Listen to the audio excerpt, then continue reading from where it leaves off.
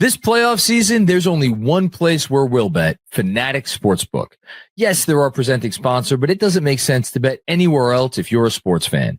When you bet, you earn fan cash, win or lose, which means that your bets get you closer to accumulating fan cash for authentic jerseys, hats, memorabilia, and more.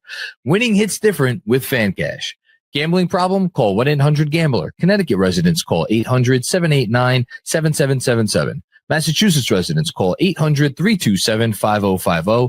New York residents call 877-8-HOPE-NY. Maryland residents visit mdgamblinghelp.org.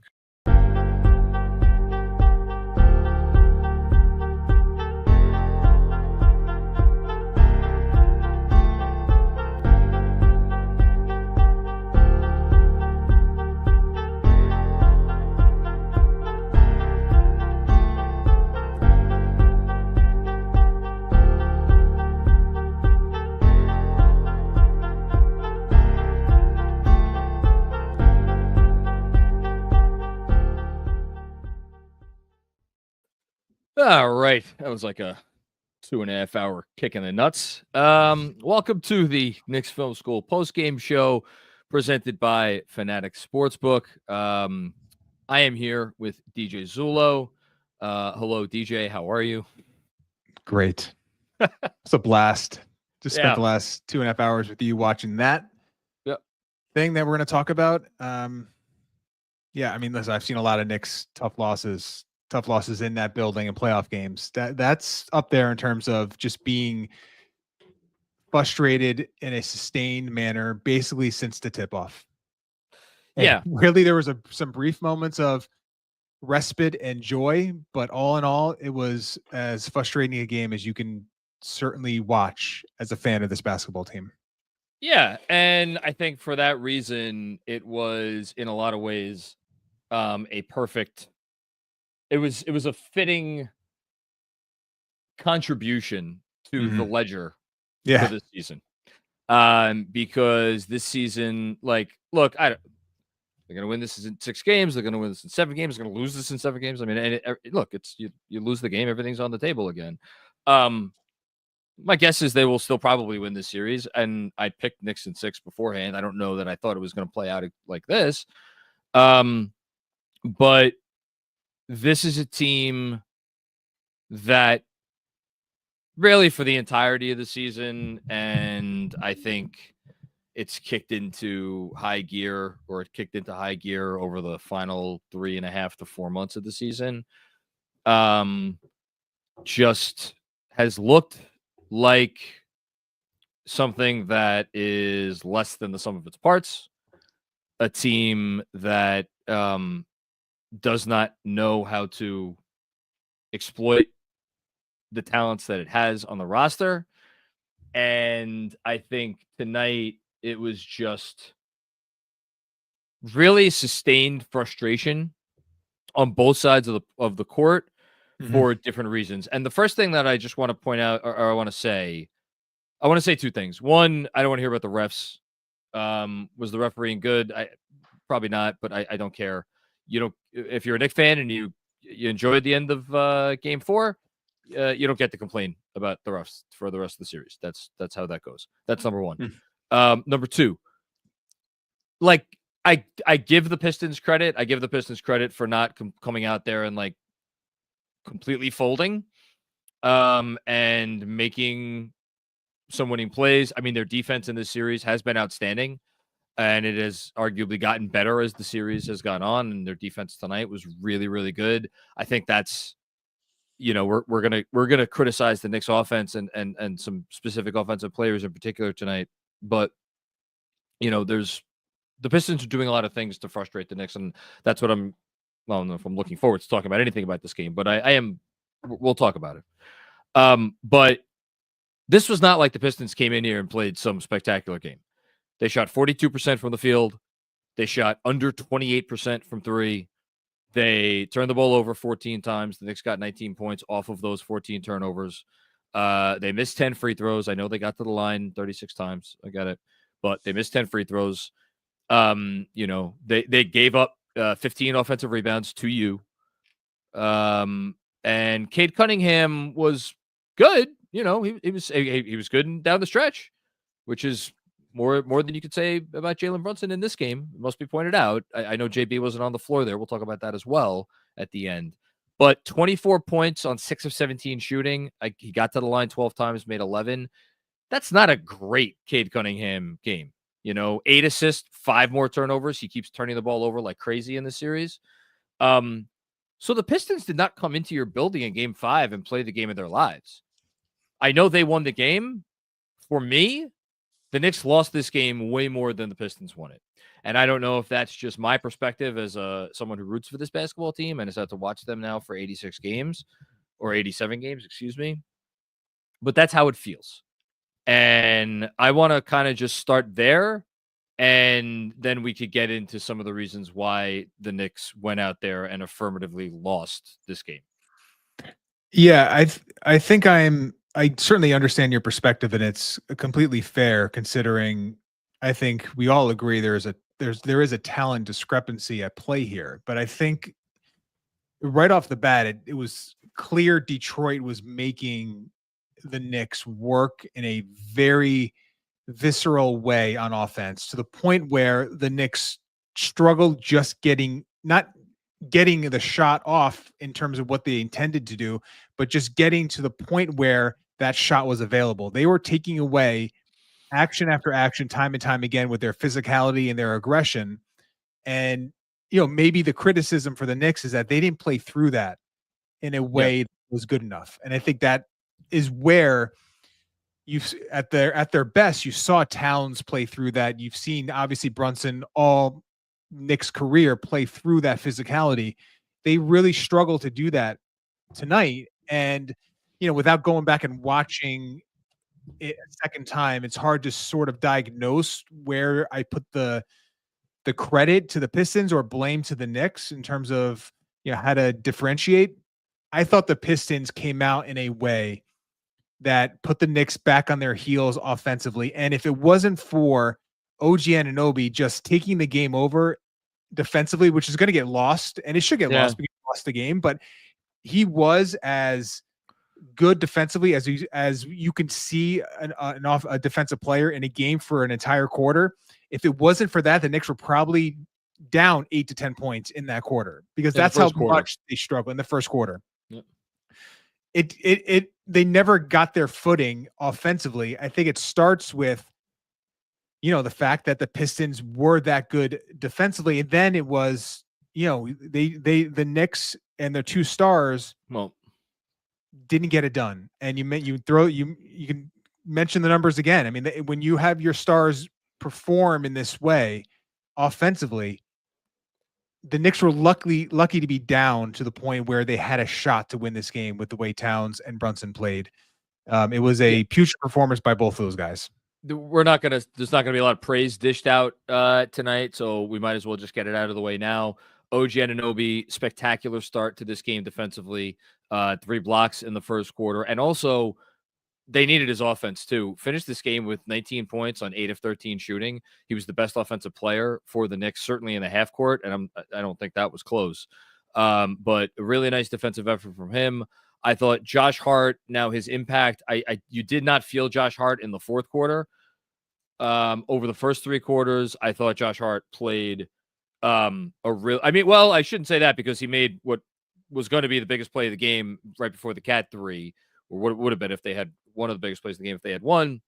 He also had some really good defense midway through the period. So I shouldn't say his impact was completely gone in the fourth quarter, but through the first 3 quarters, I thought he was the Knicks' best overall player, getting them into transition. He did some really nice things. And then obviously Mitchell Robinson going out there, grabbing 8 offensive rebounds, scoring 13 points, 2 blocks, 2 steals, a really nice game from Mitch. The Knicks did some nice things, but unfortunately, none of those things, again, other than some really nice possessions from OG, none of those things that they did that were good resulted in just good process half-court offense. Mm-hmm. And I guess where I'm struggling with 2 things.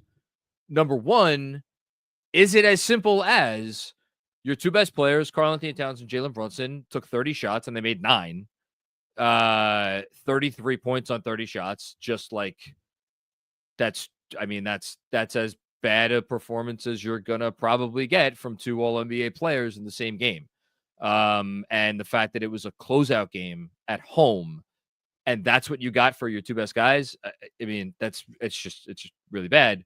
We haven't even gotten to Towns' defense yet. We'll get there soon. So is it as simple as those guys just had a bad game, or what you're talking about with the Pistons, what they are doing? Is it frustrating the Knicks to the point where it's not that those guys can't and won't be better? I think they will, and they certainly can, and I think they will. But like, I guess what I'm asking is, has the Pistons defense figured out the Knicks? Because and as I'm asking that question, I'm thinking on one side of my brain, guys, you've had 4 games of this. Like, you know how they're playing. The fact that they went out there and they looked more inept in game 5 than they probably have in any of the other 4 games, that is like, I want to blame them. But on the flip side, the Pistons have now had 5 games to look at the Knicks offense. So is it possible, again, the question to you is, have they kind of figured out how to stop this offense? Well, if you think about it, the Knicks didn't, it's like game 4 was all about the shot making in the fourth quarter. In the fourth quarter, yeah. But if you look at that game on the whole, the Knicks offense struggled mightily most of that game. They had about, they had 100 but the first half they had a lot of, they missed a lot of. I thought the offensive process in the first half of game 4 was better than anything we saw tonight. But continue. Yeah, and that's a fair counter. And they did have good moments in game 3, specifically Cat, and the way that started. Yes. But if you notice, like that Cat trail 3, they really haven't had the sustained success from that option, other than a few spurts in game 4. All since game 3. So I think if you take that away and you understand like Cat posting up and like the value you get out of that, certainly the Pistons are living with Cat playing that game and just saying, you're not going to beat us with 7-8 post-ups a game. So then it's, where do you go from there? We can get into like, how much Cat Jalen pick and rolls did we see and pick and pop? It was, I probably counted 4 or 5. Like they certainly didn't go to it in a way that they felt it was going to generate some offense. Now I think there's a lot of like concerns regarding that. I think part of that is like Cat is not setting screens in a way that is allowing Brunson that avenue in that driving lane, which theoretically, even if they're going to switch it, or even if they're going to stay with Cat, if Harris is in the action, Brunson should have a driving angle, should be able to create in space with Cat popping behind the 3-point line. That makes sense, but there's something about that action that's preventing them from really leaning into it. And it's I said it during the playback. I wish I had truth serum to give the Tom Thibodeau and to just ask him, like, what is it about that 2-man game that you are resistant to allow yourself to just go to it in a way that is how they were going to that in November, December? Why is that gone away in such a way? That Cat's not able to screen these guys. Sar Thompson is a tough guy to screen. He's physical at the ball. He gets skinny around them. To me, you don't even have to set a screen like we saw Hartenstein last year. Like, you just have to make contact, and Brunson should be able to gain an advantage from that. But I mean, that's if Cat's actual setting of the screen is preventing you from going to it, then they have bigger problems than I think that we're giving them credit for, because it is very disturbing that action is not something they can lean into. Then when you go to like how you generate offense beyond that, game 4 was a lot of Brunson ISO with a clear side, and he was able to beat Dennis Schroeder time and time again. It was Cat making some incredible shots against really good defense. So I don't know if the Pistons, back to your question, have figured out the Knicks offense, but they are certainly good enough on that end to make life difficult for the Knicks offense. And that's why these games are coming down to 3 or 4 possessions. The Knicks can't gain that separation because they can't gain footing offensively. The Pistons are just flying around. They have 5 guys out there at all times I think, who are quick and who, when they have to, like we were talking about, they're either switching or they're very aggressive and then they get back, like they're recovering to their spots really well. There are just no advantages being created. And if you can't create advantages, then you're kind of screwed. And then when on top of that, you have a team that, again, part of this team's DNA, unfortunately, is they're just not going to put up a ton of threes. That's not how they're built. And tonight, the leading 3-point shooter for the Knicks in terms of attempts put up 5. It was Mikal Bridges, went 2 of 5. Now, the percentage was okay, 36%, but like Bridges 5 threes, OG 4 threes, Towns 4 threes, Brunson 4 threes, and then Hart 4 threes, and then McBride 3. So, like, I think it'd be one thing if they were a more willing 3-point shooting team, but I think that is also impacting them here to some degree. Yeah, certainly. And, I think that starts with the first point you made about they can gain advantages. And for this team, it has to be the driving kick. And when Brunson is not getting those paint touches and then spraying the ball out, and they're not getting into transition for threes, which I know they did in the through parts of that game, they're going to struggle to get threes up. It's been a season-long issue. And then, there were times where the Knicks did have advantages. There was one late in the midway through the fourth quarter where Anunoby had, Brunson hit him in the middle of the floor with Hart in the dunker spot. And you can see that OG was just a split second late getting it to Hart, allowing the defense to collapse. And it felt like, specifically in that fourth quarter, like the Knicks process, like they would run good stuff, but they were all like a split second too late with the pass or the read or the shot. And maybe that's fatigue. Maybe that's just like dealing with this Piston aggression through 3.5 quarters, just building and building. And it's just hard to gain that traction. But it just seemed like even when they had the advantage, they couldn't take advantage of the advantage. And that's where I think the theme of this offense is, for the most part in the series, they're not able to sustain against this team offense that is going to generate enough separation to give them a chance to have a comfortable lead. Everything seems like a grind. Everything seems like they are just pulling teeth to get some sort of in the half court flow in the half court. And this game is going to be played in the half court down the stretch. And in game 4, to their credit, they made all the shots. And they just didn't have it in them in this one. Yeah, and like, look, a lot of times this is what playoff basketball devolves into, and you look at the stat lines, like Bridges 7 of 16 for 17 points, like that's probably okay. You're gonna live with that. OG, we already talked about 19 points on 13 shots. It's and Josh Hart, a lot of those obviously came in transition on the move. He's not generating that stuff, but 15 points on 13 shots, like you're fine. It's your other guys, your top guys were not able to do it tonight. And we should say, Brunson, a heroic performance for the ages 2 nights ago. Tonight, he hit that mid-ranger, got the and one, gave the Knicks a lead, 1-point lead, missed his next 3 after that, 3 shots after that, and then I think had to leave with the injury. Before we get to the defense, a big part of the story of this game was the fact that Jalen Brunson and Josh Hart did not get back into the game. Tibbs had a timeout. He elected not to use that timeout until it was, I guess, in the last minute of the game. It was 97 at that point because Duran had just had a dunk. So it was 97-95 Pistons where Hart got hurt on the play. Brunson also was hurt on the play. Yeah. So I'm not gonna sit here and say like that was absolutely the right move or it was absolutely the wrong move. I frankly don't really have an opinion about it. I think it was a gut decision in the moment and it probably didn't end up working out. What are your thoughts on that? On which part? Like Tibb calling him not calling the timeout until there were 27 seconds left.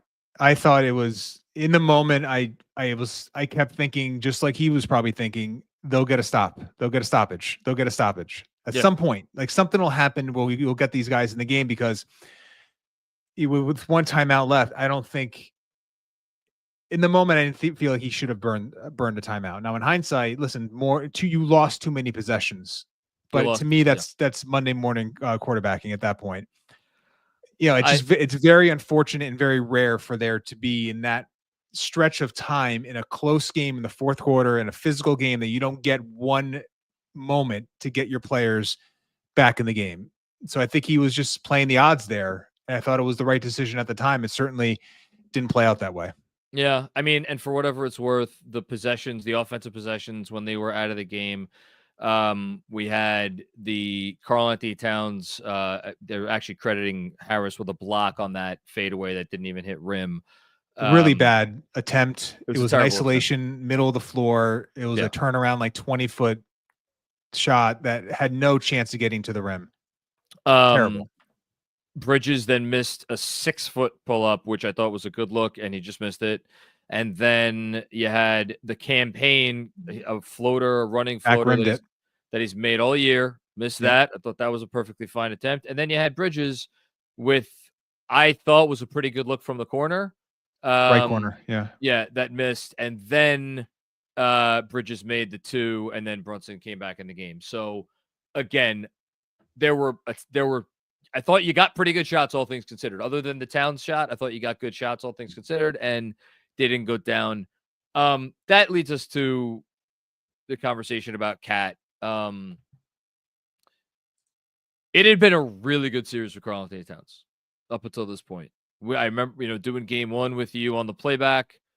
We were raving, like actively raving about Carl's defense.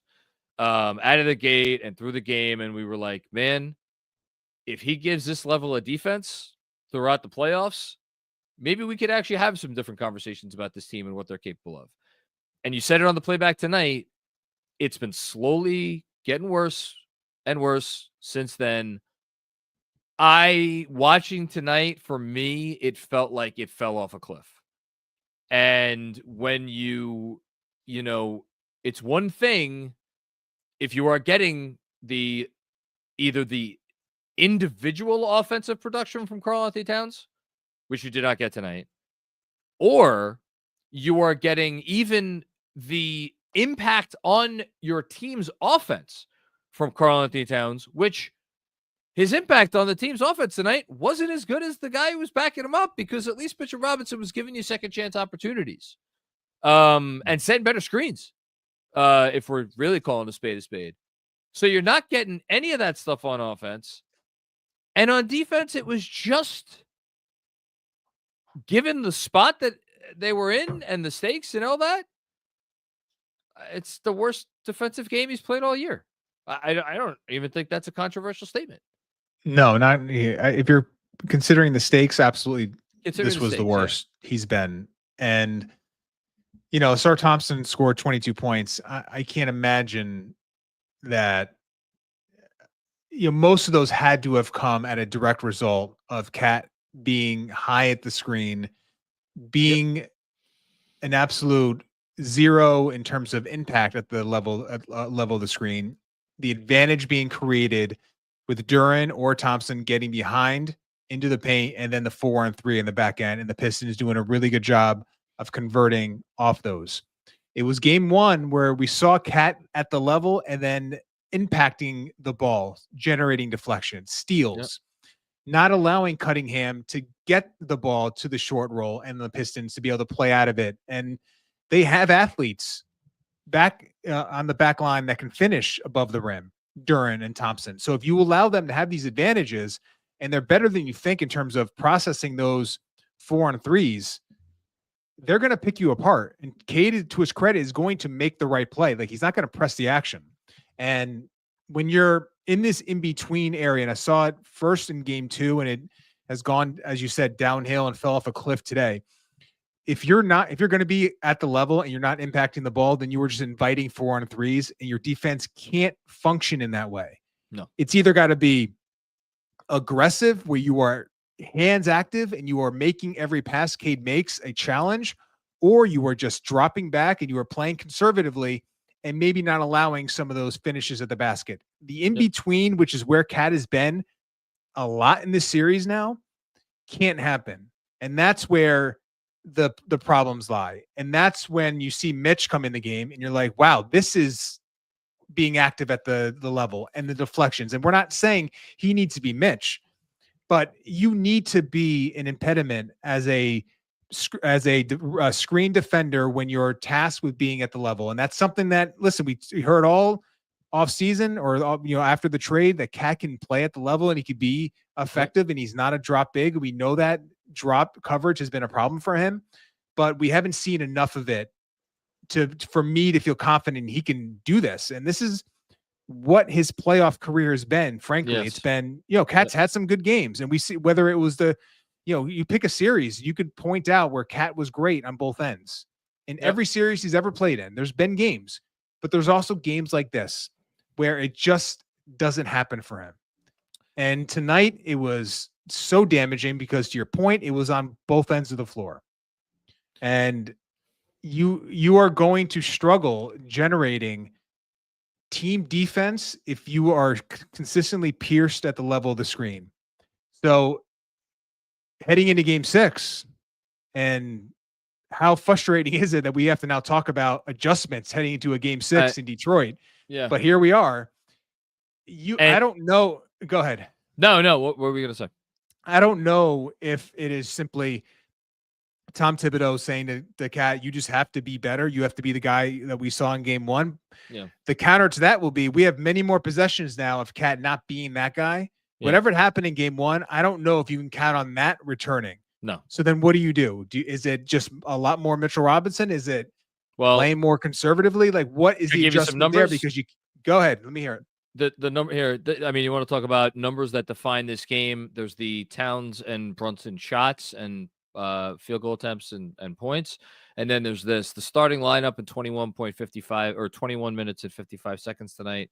Negative 26 net rating, 100 offensive rating, 126.2 defensive rating. The next most used lineup was Mitch and McBride with Brunson, Hart, and Anunoby. So notably, Bridges also off the floor there, but I did not watch Mikal Bridges defensively tonight and think that he played a bad defensive game. I don't know would you agree with that? I would agree with you. Yeah, I thought he was fine. So I don't attribute this, what I'm about to read, to Bridges. 117.4 offense, 69.6 defensive rating. Again, small sample size, a little over 10 minutes, but that's a 47.8 positive net. And then the only other lineup that got a lot of minutes got 8 minutes and 42 seconds. This is the double big lineup. So Bridges, McBride, and Campaign with Towns and Robinson. That was 106.3 offense and a 93.8 defense. So any way you cut it, when Mitchell Robinson was in this game, the Knicks defended. And when Karl Anthony Towns was the lone big man in this game, the Knicks did not defend. So now we go back to Detroit for game 6, and let's end with maybe a little bit of big picture talk. Look, Brunson seemed to hurt his ankle there at the end. That's not ideal. Your turnaround time is 48 hours. Josh Hart couldn't get off the floor. Now, look, Josh Hart played in game 7 last year and actually played, decently with an injury that would have kept a normal human in a wheelchair for 3 weeks. So I'm sure Hart will go in game 6. I'm sure Brunson will go in game 6. But you are not at full health probably now. You're tired for sure, and you could tell they got more tired as this game went on. And you got a Piston team and a city and an arena that's gonna be fired up, and probably should have beat you in game 4. So you have really opened up Pandora's box here by coming out and not taking care of business. And again, I understand we've talked about all the reasons why they didn't take care of business tonight. It's not like they came out and they didn't care. It's not like they came out and they didn't give an effort. It's not like they, it's just they played poorly. They executed poorly. And now they have to go and they have to execute better and in a place where it's, look, they just won 2 games there. So it's not like they can't win.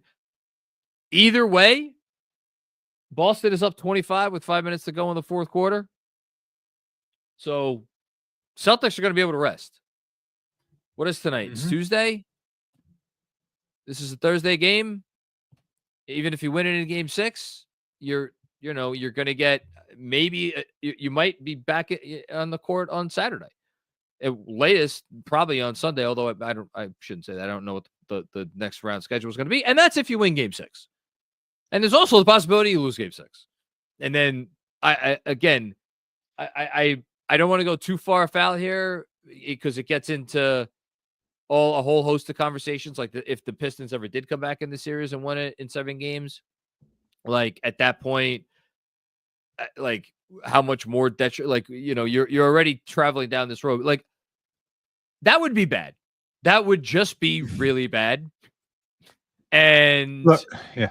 All things considered, I think you want to avoid that disaster scenario. And did losing tonight make your job that much harder? Although I don't know how much it's actually going to matter against Boston. Yeah, it probably did. And between that and like the big picture stuff that is the reasons why they lost this game tonight, it's frustrating to me.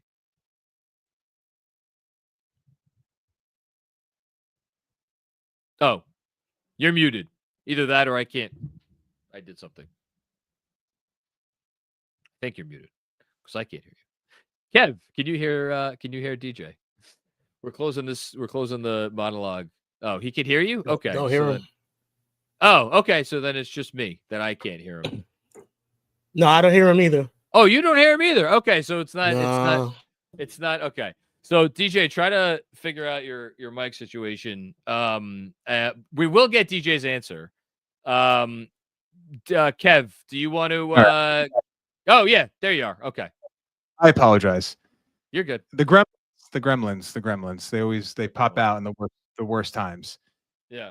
What I was going to say is, listen, we were in this spot in a very similar situation, although a different, obviously, Game 5 loss last year to go on the road. I don't feel like this team is going to be overwhelmed by the moment. I don't feel like this team is not going to be up to the task, which is going to be, as you said, a rabid crowd game 6, which, listen, is going to be as hungry for a victory on their home floor as any home crowd has been maybe in years, because they haven't seen one since 2008, and they're just saw 2 heartbreakers in games 3 and 4.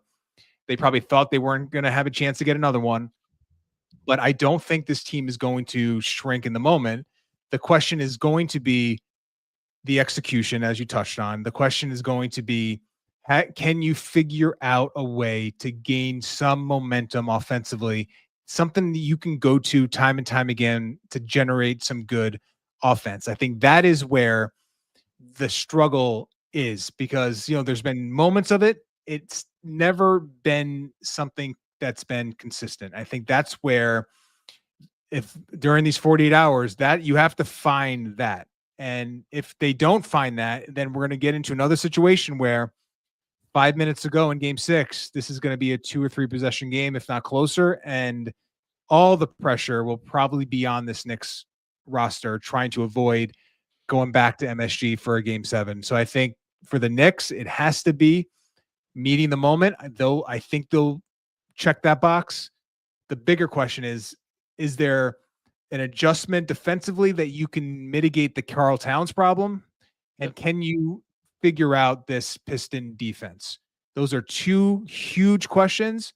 Maybe going back and watching this game over again, I'll have some better answers. I think that'll come with some space in between the game and some of these days off. But that's where this team is right now. And it's a very uncomfortable position, because you are now staring at the prospect of an absolute nervous, anxious-ridden MSG for a game 7. That is now a real possibility, and you want to avoid that. They avoided it last year, to their credit. We'll see if they could do it again. I'm probably less confident in this group than I was in that group going to Philadelphia last year. I mean, yeah, that's. And it goes without saying, but I felt like I had to say it. No, it is worth saying. All right, DJ, I think you're going to stick around for betting and sweating, which we'll do right now. So betting and sweating, here are our picks presented by, of course, our friends at Fanatic Sportsbook. Our picks today, let's see how we did. These, again, are our official picks that appear on the Fanatics Sportsbook app before every one of these games. Jalen Brunson, 30 or more points. This has been an automatic, no sweat, no thought about it. Easy money. Mensa took it, minus 130. Deuce McBride, 5 points. All he had to do was get 5 points. I thought I had this in a parlay that would have hit because Jalen Brunson didn't score any points tonight. But and then I thought it was done. McBride's at the line late in the game. This is the first free throw. It has been. We haven't said his name on the pregame or on the monologue because there's other bigger issues at play here. But Deuce McBride turning into a pumpkin on offense in this series has. Well, you know what it has? It's just gone to show how important he is to their team and how much they miss that production. And then last but not least, first half, that was from Jeff J, by the way. And then Knicks first half, 57 plus team total points. That's from Sean with a W. That is also a loss. So we have by far our worst performance, the betting and sweating crew, in this series. Just as the Knicks will try to rebound, we will try to rebound for Game 6 with some better picks. Don't forget, gambling problem, call 1-800-GAMBLER. Connecticut residents, 888-789-7777. Massachusetts residents, 800-327-5050. New York residents, 877-8-HOPE-NY. And Maryland residents, visit mdgamblinghelp.org. Again, shout out to Fanatics Sportsbook. And DJ, last thoughts before I let you go. Well, you know, we were doing the playback. Tibbs had the Knicks had 4 timeouts midway through the fourth. Mitchell Robinson seemed gassed. The team looked tired. We all said, like, Tibbs should start using these to give this team a rest. He did. He used a couple in pretty short distance from each other, and it ended up not working out great because he only had the one left when you need to get his 2 guys back in the game. Listen, when you're in this moment, you're coaching, you're just dealing with what's in front of you. And I thought he made the right decision to use the timeouts to give his team a breather, and then not to use the final one to get Hart and Brunson back in the game. But turned out sour for him. We'll have some coverage on this if you want to be. Check out our Patreon page, the Brunson tier. I'm going to do some film work tomorrow. We'll try to work through it, figure out what's going on, see if there's anything we can diagnose for a potential Game 6 adjustment. It is what this team has been, figuring, never doing things the easy way. We'll see if they have one more tough one in them. They'll close it out, Game 6 in Detroit. I lied. You're sticking around for one more super chat. Sure. This one, courtesy of Fanatic Sportsbook. So this time it's $150 in fan cash. Since the 99 Knicks were the last team to close the series at MSG, what 99 throwback jersey, this is your question, Deej, are you getting with your fan cash? $150 can get you a nice jersey. Throwback spree is $135. PS, save $15 for your Game 6 bonus bet. So that's a plus. Yeah. Deej, what's your throwback jersey? Well, Allen Houston was my favorite Knick from that run. Okay. So Allen Houston, number 20, would be my pick. And in that closeout game against the Pacers, Allen Houston had about 32 points and was the best Knick on the floor, carrying the Knicks on his back with Patrick Ewing out and Larry Johnson getting hurt in that game to win that game. So I think I'd go with Allen Houston as my throwback. Sprewell is my favorite Knick. I had a Sprewell jersey. I also had an LJ jersey. I think the best player, I don't know about in that game, but the best player in that series was Marcus Camby. So I would go with number 23 for my throwback jersey. Okay. Thank you, Fan Cash or Finesse Sportsbook for that, for the Fan Cash. Thank you, DJ. Look out for what DJ has coming in the hopper on Knicks Film School Patreon and all the other great stuff. Thanks, man. All right. I'll talk to you soon. Yep. Looking back, did we really think they were going to win this game? and end the series in 5? Of course not, because that would not be consistent with the DNA of this basketball team, which has been the sad reality of the season. And it's just it as great as Game 4 was, and as much as Game 4 felt like a payoff for all the frustrations that this season has provided, this tonight felt more appropriate, because this is who this team is, and this is who they've been for pretty much the whole year. And that's unfortunate. It's unfortunate in the moment.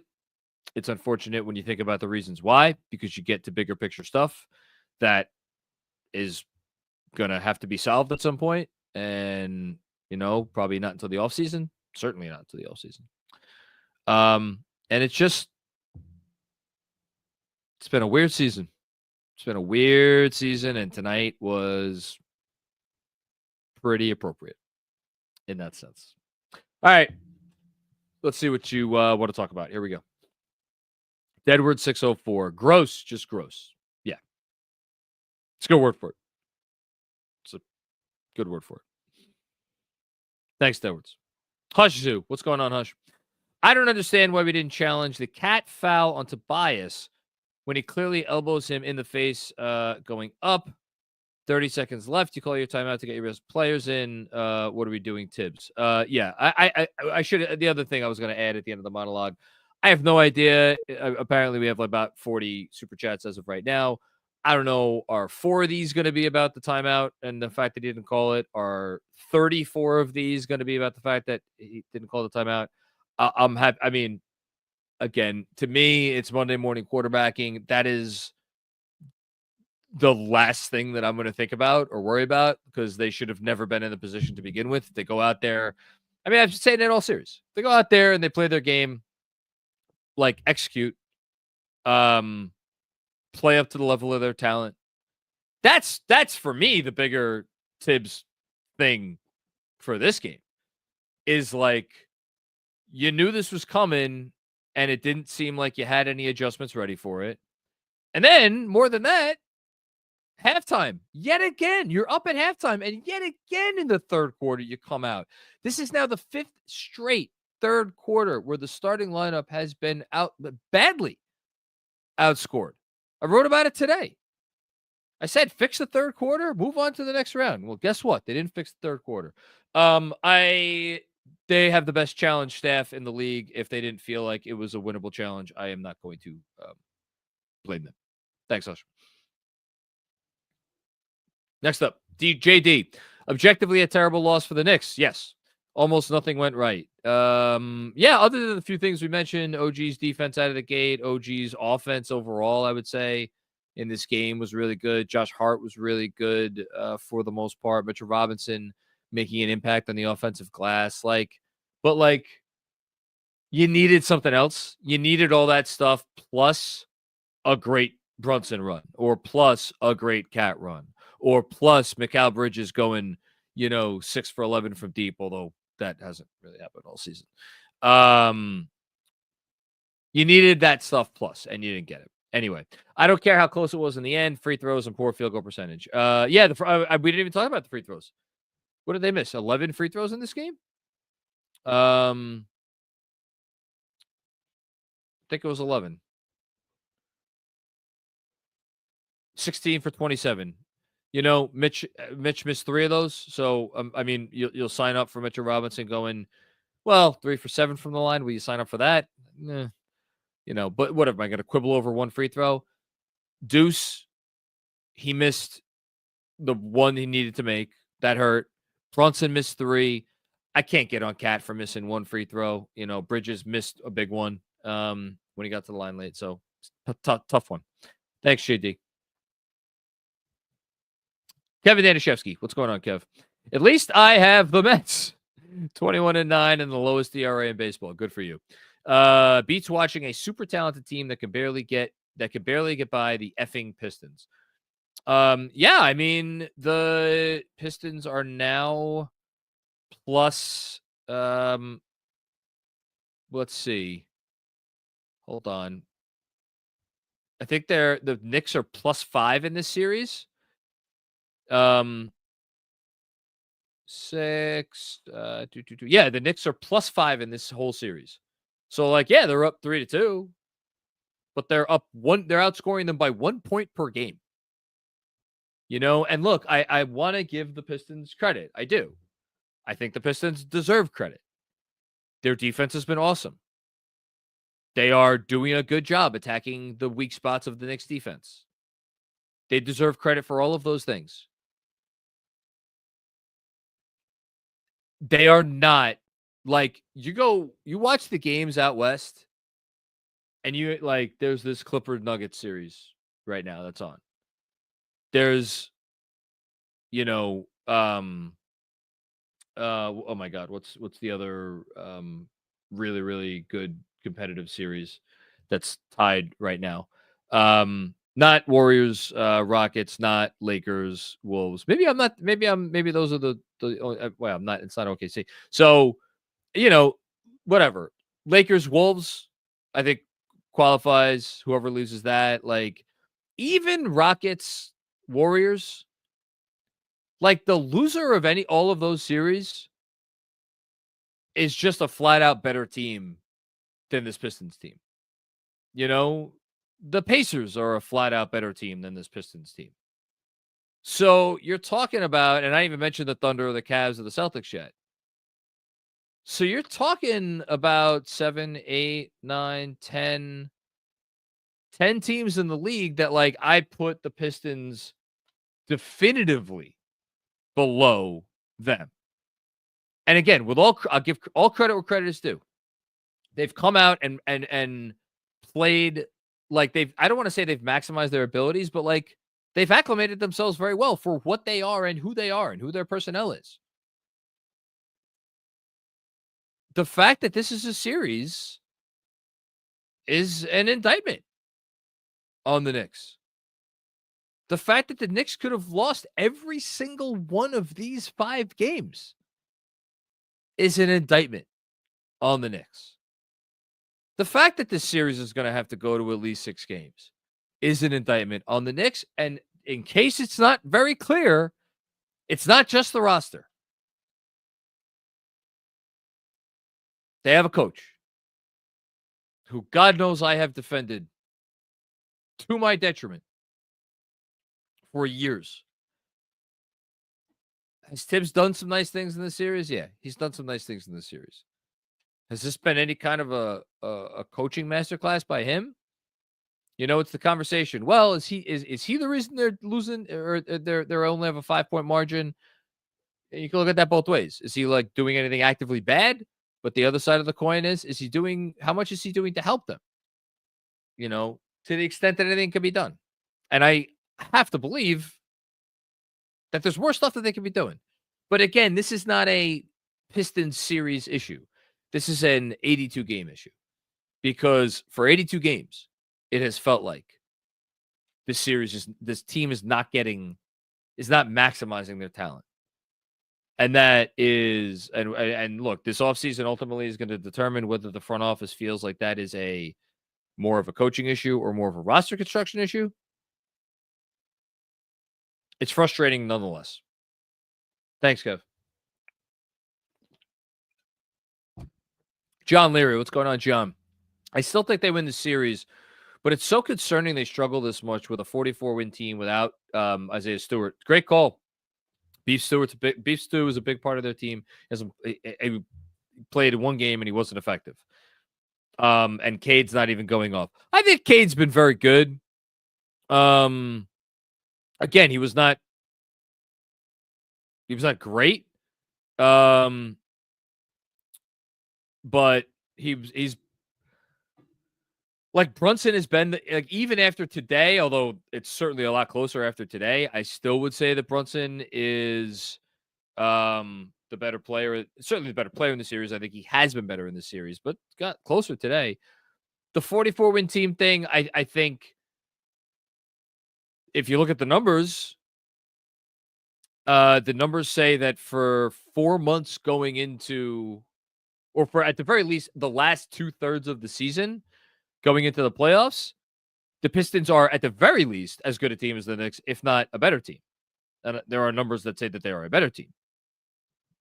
So for me, it's not like the Knicks having trouble with a 44-win team. It's more like the Knicks are not playing like a 50-win team. And why is that? And we obviously get into those reasons. Thank you, John. Hush Zoo, what's going on again? Hush, thank you. Force feeding Mitch like I'm at a loss right now. Yeah, that was maddening. I don't know that they did as much stupid stuff tonight as they did in some of these other games. Like, this guy, it's his 7th year in the league. Everybody watching Mitchell Robinson knows he can't catch a ball in traffic. And if there's not traffic and he can catch the ball cleanly, unless he's right under the rim and there's no one else around him, he's probably not going to convert the basket. It's probably going to wind up in free throws. And yet they were treating him like he's I'm trying to think of a role man. I mean, shit, they were treating him like he's Isaiah Hartenstein. Maddening. That part was maddening. Thanks, Hush. Next up, Robert W. Cross. Hello, Robert. I know you're bummed. I'm bummed too. First time, long time. It's your boy John. Objectively, the officiating for the series has been awful for the viewing experience. Yeah, the officiating's been bad, but I'm not going to sit here and complain about the officials. They missed the call at the end of the game. I talked about like why I don't think any Knicks fan should feel bad about that, and why they're like between the way the game was called and how the Pistons are making the series physical and the whole thing. Has it been a poorly officiated series? Absolutely. You know, is there an argument that one team or another officiated or benefited more or less? Yeah, I just, it shouldn't matter. It should not matter. That's all there is to it. Thanks, Robert. Eric Silver, what's going on, Eric? JB and Hart getting hurt and taking that long to check back in pissed me off so much. Love you, Mac. Knicks in 6. Yeah, well, Knicks in 6 again. That was my prediction before the series. But if you had told me that they were gonna win 3 of the first 4, I think I would have changed my pick to Knicks in 5. So, yeah, again, for me, Eric, I didn't have an issue with it in the moment. I didn't have an issue with it because I got it. Like, you do not want to use your last timeout. You just don't. If Tibbs had to do it over again, would he do it differently? Yeah, I probably would. He probably would. But, you know, you win some, you lose some. If there was a stoppage in play and they came back in pretty soon after they were at the schoolers table, nobody would be talking about it. But we are, because they didn't. Thanks, Eric. Guy Huber, then. What's going on, Guy Huber? Someone's going to have to explain to me what the coach and the team does exactly in the locker room at halftime. I have no idea. You know, I wrote it today. I'm going to quote. I don't usually love to quote my own newsletter on the show. But, so, game 1, the starters were outscored by 6 in 8 minutes and 10 seconds. This is out of halftime. Game 2. The starters were outscored by 9 in 7 minutes and 7 seconds out of halftime. Game 3, the starters were outscored by 5 in 8 minutes and 34 seconds out of halftime. Game 4, the starters were outscored by 8 in 7 minutes and 53 seconds out of halftime. And tonight, just pulling it up. Tonight, the starters were outscored by Jesus Christ. 11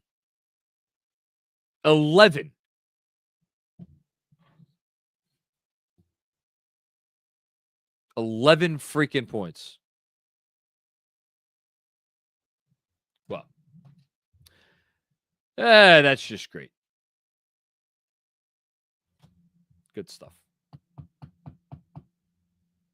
Thanks, Q Huber. Uptown Hoodie. This team simply isn't consistent enough to deliver 3 consecutive wins in intense games. No disagreement. 4-1 series win would have been misleading and lucky. I think that's a very fair statement. And it would, and more than that, I mean, you're obviously implying this here, but just to put a finer point on it, it would have been uncharacteristic of this team. And but what, like, what were we waiting? We were waiting for the postseason, and with the glimmering hope that, like, hey, maybe they'll finally put it together. Maybe they'll play with the consistency that we've wanted them to play with for the entire regular season. Hasn't happened. Even when they were up 3-1, it wasn't happening. You know? Thanks, Uptown Hoodie. John Leary with another one. The starting 5 should probably play less together. The net rating for the group is just not good enough. Too much emphasis asks on tough shot making and not enough ball movement. So I guess, like, John, to me, it's very clear the starting 5 it does not, like, I don't know. I mean, again, like, we'll see what happens with the coach in the offseason and how much they think the coach does or does not have to do with the starting 5's issues. If I was the front office and it was my ass on the line, I don't know that I would be able to go into next season feeling confident about this starting unit as currently constituted. That said, what change do you make? You know, the one everybody's been calling for this year has been Josh Hart to the bunch. Well, Josh Hart's been your best player in this series. He has.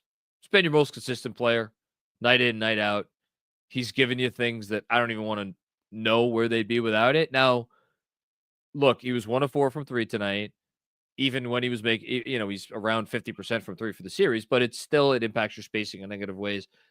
Would that open up their offense a lot if they put another shooter out there? I mean, Deuce can't buy a 3. Do you want to put Mitch out there for Hart in the starting lineup? I guess there's an argument for that. I don't know how I'd feel about that. You know, you want to take Bridges out and have 2 non-shooters out there? I don't know about that. It's just, I just don't think the roster is set up for a change right now. I think this is more of an off-season conversation. Thanks, John. TJ2K, what's going on, TJ? I know they're hurt. I know they're tired. You have to find a way to close out. #1 to go. Yeah, you're home. You're home. You're home. Game 5 at home, you're up 3-1. And it's not like a freaking miracle happened like last year. You just played like shit. Thanks, TJ. Rich McLeod, what's going on, Rich? How are you, bud? Start to finish, one of the most frustrating Knicks games in years. Okay. Offense was bad. The Stars didn't have it, and it felt like every bounce went the other way. 3 straight losses when trying to clinch a series at home. Damn it. Yeah. Yeah, again, 1999. 19 freaking 90 freaking 9. One of the most frustrating Knicks games in years.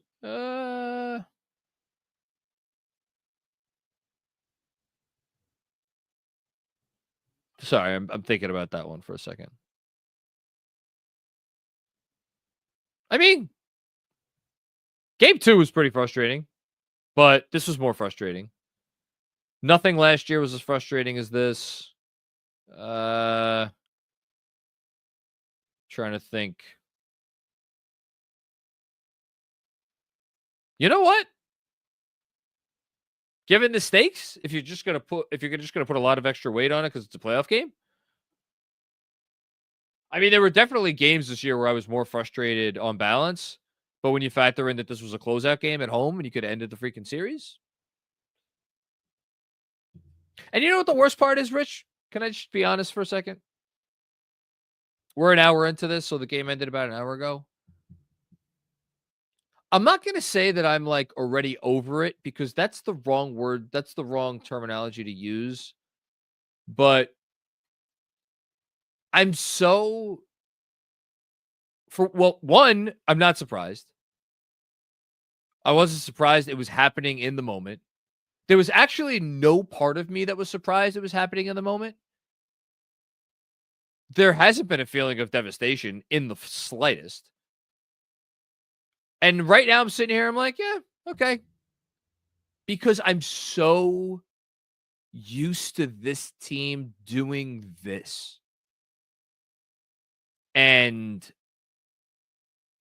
again, I think it's probably more than anything a commentary on how the pieces fit together, and they're being like, just like maybe missing a skill or a couple of guys are like don't have the skill level in certain areas of the game. Of like, again, one of the things I was thinking of, like OG Anunoby, I'm not putting this on OG. He was the best of, I think, either him or Hart were the best starter. But so you're trying to run a great offense, right? You don't have a traditional second shot creator. So whenever you do get an advantage situation, whoever gets the ball amongst your starters has to be ready to make that next pass instantly. OG takes an extra little, like he doesn't quite have that level of processing speed. And that's just him. It is a finite, specific, nuanced skill deficit on his behalf. But it is one that when you look at the bigger picture, it can rear its ugly head. Because what do teams do? Teams do often challenge OG. Okay, we're going to give you a matchup advantage. We want you to we want to challenge you to beat us one-on-one. And tonight, with his shot making, for the most part, he did. But in terms of a sustainable, repeatable offensive philosophy, that's a brick that's missing in the wall. Mikal Bridges' inconsistency and unwillingness to take above the break threes, Freudian slip, above the break threes. That's a brick missing in the wall. Not having a traditional second shot creator. That's a lot of bricks. Having a small point guard who, when you put two on the ball, isn't always able to get it out as quickly or as cleanly as you would like. That's a few bricks, or at least a big brick. To say nothing of the fact that that his ideal partner in that situation, when you do get two on the ball, Josh Hart, is not a threat to pull up. That's a brick. Towns being a guy who his offensive, repertoire waxes and wanes in a significant way. That's a brick. And all of a sudden, for all their talent and all their skill, all these little bricks start to add up. And then you get into the fact that they don't have the deepest bench and they don't really have another obvious option to kind of put in there and like everything's going to be okay. It adds up. It adds up, and it adds up to a team that if you go out and you play defense like you give a shit and you leave it all out there on the court and you have some good defensive personnel, you're going to be able to flummox them. And you're going to be able to frustrate them. And so I don't know what got me on that diatribe, Rich. I don't know if that has anything at this point to do with what your actual comment was, but like I guess that's my best explanation for why, for as frustrating a game as this was, and it was, I don't get me wrong, it was incredibly frustrating. I'm also, again, that's what got me on it. I'm also sitting here an hour and 5 minutes after the game, and I'm like, this is the 2024-25 Knicks. Thanks, Rich. Jason, what's going on, Jason? We have seen it all season. This team is just not very good. They are less than the sum of their parts. Not a single dominant game in this series. I mean, look, not very good is relative term. Are they a top 10 team in the league? Yes. If I had to rank them based on everything that we have seen, 82 regular season games and how many days worth of playoffs? 11 days worth of playoffs. I would probably rank them as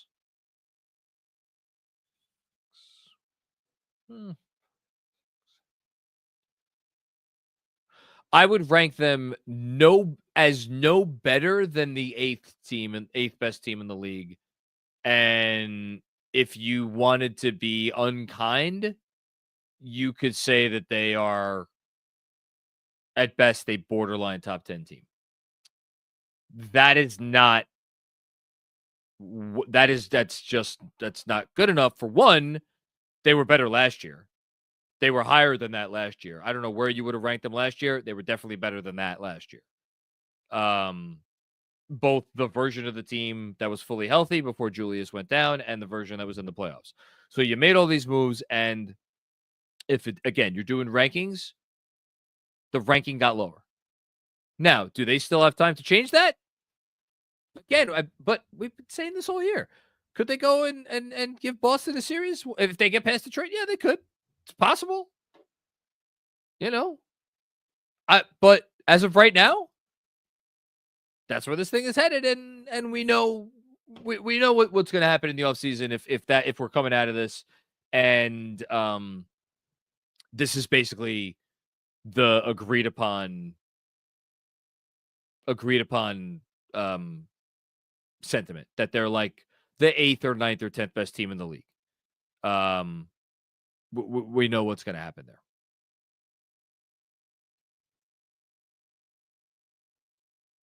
Okay.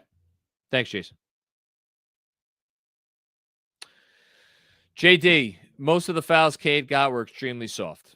Yeah, I mean, there were a lot of weird fouls in this game. I can't even, like, OG Anunoby was called for a foul when he bent over to fix his shoe. Mitchell Robinson got called for a foul when he was knocked into another player. Like, yeah, again, the refereeing was not good. It was probably more in favor of the Pistons than it was the Knicks. I'm not sitting here. I personally am not sitting here being like, damn, those refs, we would have won the game if not for them. That's not how I am coming out of this game. Thanks, JD. Sean with a W. They refuse to take the path of least resistance. I'm not going to disagree with that, Sean. The only thing I'll add, I'm not even sure for them right now what the path of least resistance looks like. There's the obvious one, right? There's the obvious one. Run more Brunson cat pick and rolls. Zach Lowe talked about it on his podcast with friend of the pod, Rob Mahoney, the other day. DJ talked about it tonight. Knicks fans have been talking about it all series, if not months. Is it possible Tom Thibodeau just has cement between his ears and there is a very obvious fix and he's just not going to it because reasons we don't know? It's sure. Do I think he has sat there and gone through the T-chart of like, these are the reasons why we want to do this. These are the reasons why we don't do this. These are the possible benefits. These are the possible drawbacks. These are the likelihood of the benefits. These are the likelihood of the drawbacks. This is what doing this gets us. This is what doing that gets us. And had meetings upon meetings about it. Yes. If I was a betting man, I would bet that yes, all of those things have happened. And this is where they've landed. It doesn't mean it's not the wrong decision. It doesn't mean it's a decision that can't be criticized. The bigger one for me, frankly, in this game was just not slotting Cat on Asar Thompson, which it has a obvious pushback, which is that it gives Jalen Duren an opportunity to pull down even more offensive rebounds than he's already pulling down. And how many? He got 7 offensive rebounds in this game. So I get that, but like also Cat was weak sauce on the boards in this game. So yeah, that's my more obvious adjustment. But anyway. Thanks, Sean. Oscar Lung. Oscar, I believe, from Hong Kong, right? The Knicks are allergic to good third quarters in closing out at home. Just they're allergic to good third quarters. They are. I'll look it up right now. The stats are probably up. How much you want to bet the Knicks have the worst third quarter net rating? I'm going to actually go with out of 16 playoff teams, I'm going to guess that they have the third worst third quarter net rating. Let's go right now. Maybe second one. No, I'll stick with it. I'll stick with third worst. Why can't I find this? Third quarter.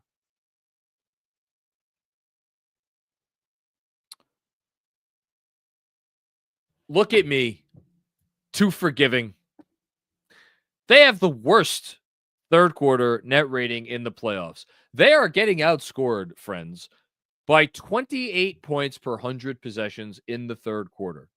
That is slightly worse than the Memphis Grizzlies, who are getting outscored by 27.2 points per 100 possessions in the third quarter, and the Orlando Magic, who just lost to the Boston Celtics. Both of those teams are eliminated, by the way, who are getting outscored by 25.2 points per 100 possessions in the third quarter. The Knicks' offense in the third quarter is the worst of any team in the playoffs, 92.4 points per 100 possessions. And their defense in the third quarter is actually, like, I mean, compared to the offense, respectable. It's I say that laughingly. 120.3 points per 100. That's actually only 1, 2, 3, 4, 5, 6, 7th worst. But again, like, the other teams are, like, most of them are very bad. Some other luminous numbers: a 43.6 assist percentage in the third quarters, a 41 rebound percentage in the third quarters. Did I say fourth? I meant third quarters. That's dead last amongst all teams in the third quarters. 14.4 turnover percentage. That's 5th worst. Effective field goal percentage, 44.6. That's 3rd worst. I mean, it's just an absolute atrocity. It's an absolute atrocity. I don't know what is going on at halftime of these games. Thank you, Oscar. Sean with another one. Knicks minus 21 in third quarters in this series. Not good enough. Again, that's you're burying the lead a little bit, Sean. It's because that actually gives a lot of credit to when the starters are not in. Because let's see, we could do some quick math. What's 15, 20, 28, 11, 28, 11. That's 39. The starters have been outscored by 39 points in the third quarters, which means when anyone else other than the starters is on the floor collectively for the Knicks in the third quarters of this series, they're outscoring the Pistons by 18 points. That's fantastic.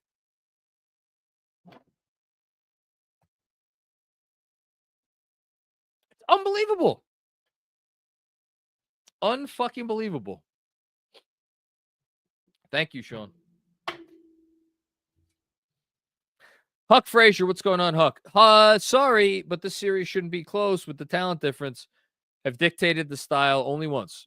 Bailed out by shot making. Starting lineup is still worse than the sum of the parts. Embarrassing. Yeah.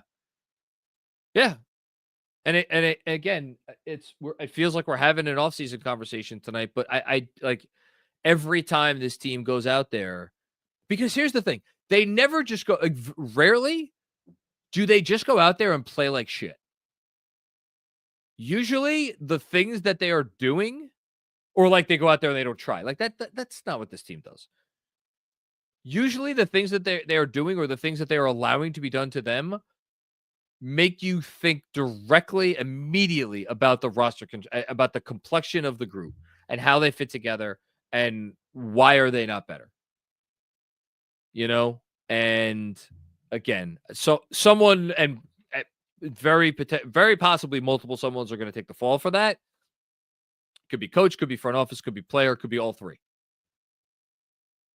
It is a problem. It's a problem. Thank you, Huck.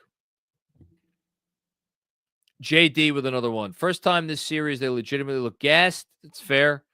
Most of the team was walking up the court, even on fast breaks. Yeah, no, absolutely. And like, here's the thing. I mean, I think I've been pretty critical of Tibbs in this post game. I don't know how much smoke I have for him in terms of the minutes tonight because Mitchell Robinson played 23 minutes. He got 5 personal fouls. I don't know. And Mitch was one of the people who looked gassed. I don't know how much more he could have played.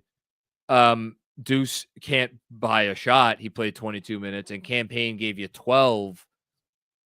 I didn't want any more of Campaign than I got tonight. I mean, I want no part of Precious Achiuwa in this series, like with the offensive issues that they're having. I'm sorry. I don't want DeLon Wright. Landry Shamet was a game time decision. He was ill. So I don't know if tonight was the night to give him a shot. You know,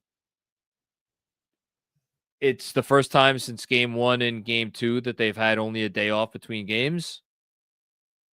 But then again, they're going to have a day off between game 5 and 6. And then if it goes back home, 6 and 7.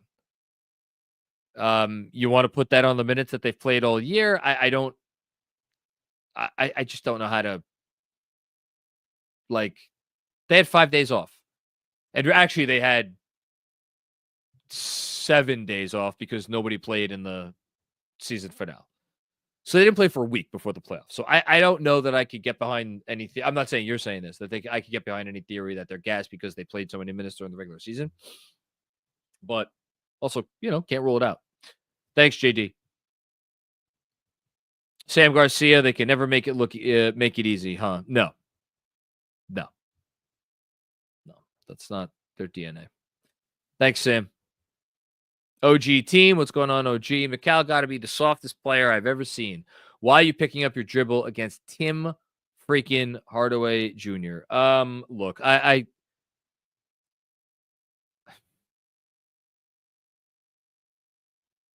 he's not the softest player we've ever seen. I think I got into a lot of trouble calling Mikal Bridges soft on a recent, no, not so recent, when I was on with John Schmilk. And I don't think he's a soft player. I think there are aspects of his game that are soft,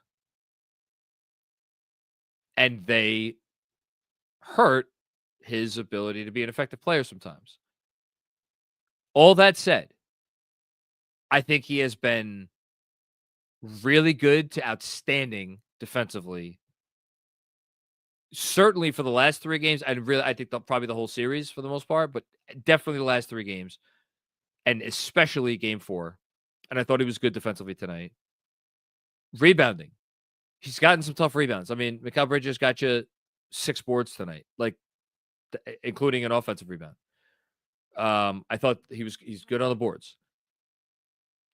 I thought like he made shots. Like I know he didn't make enough.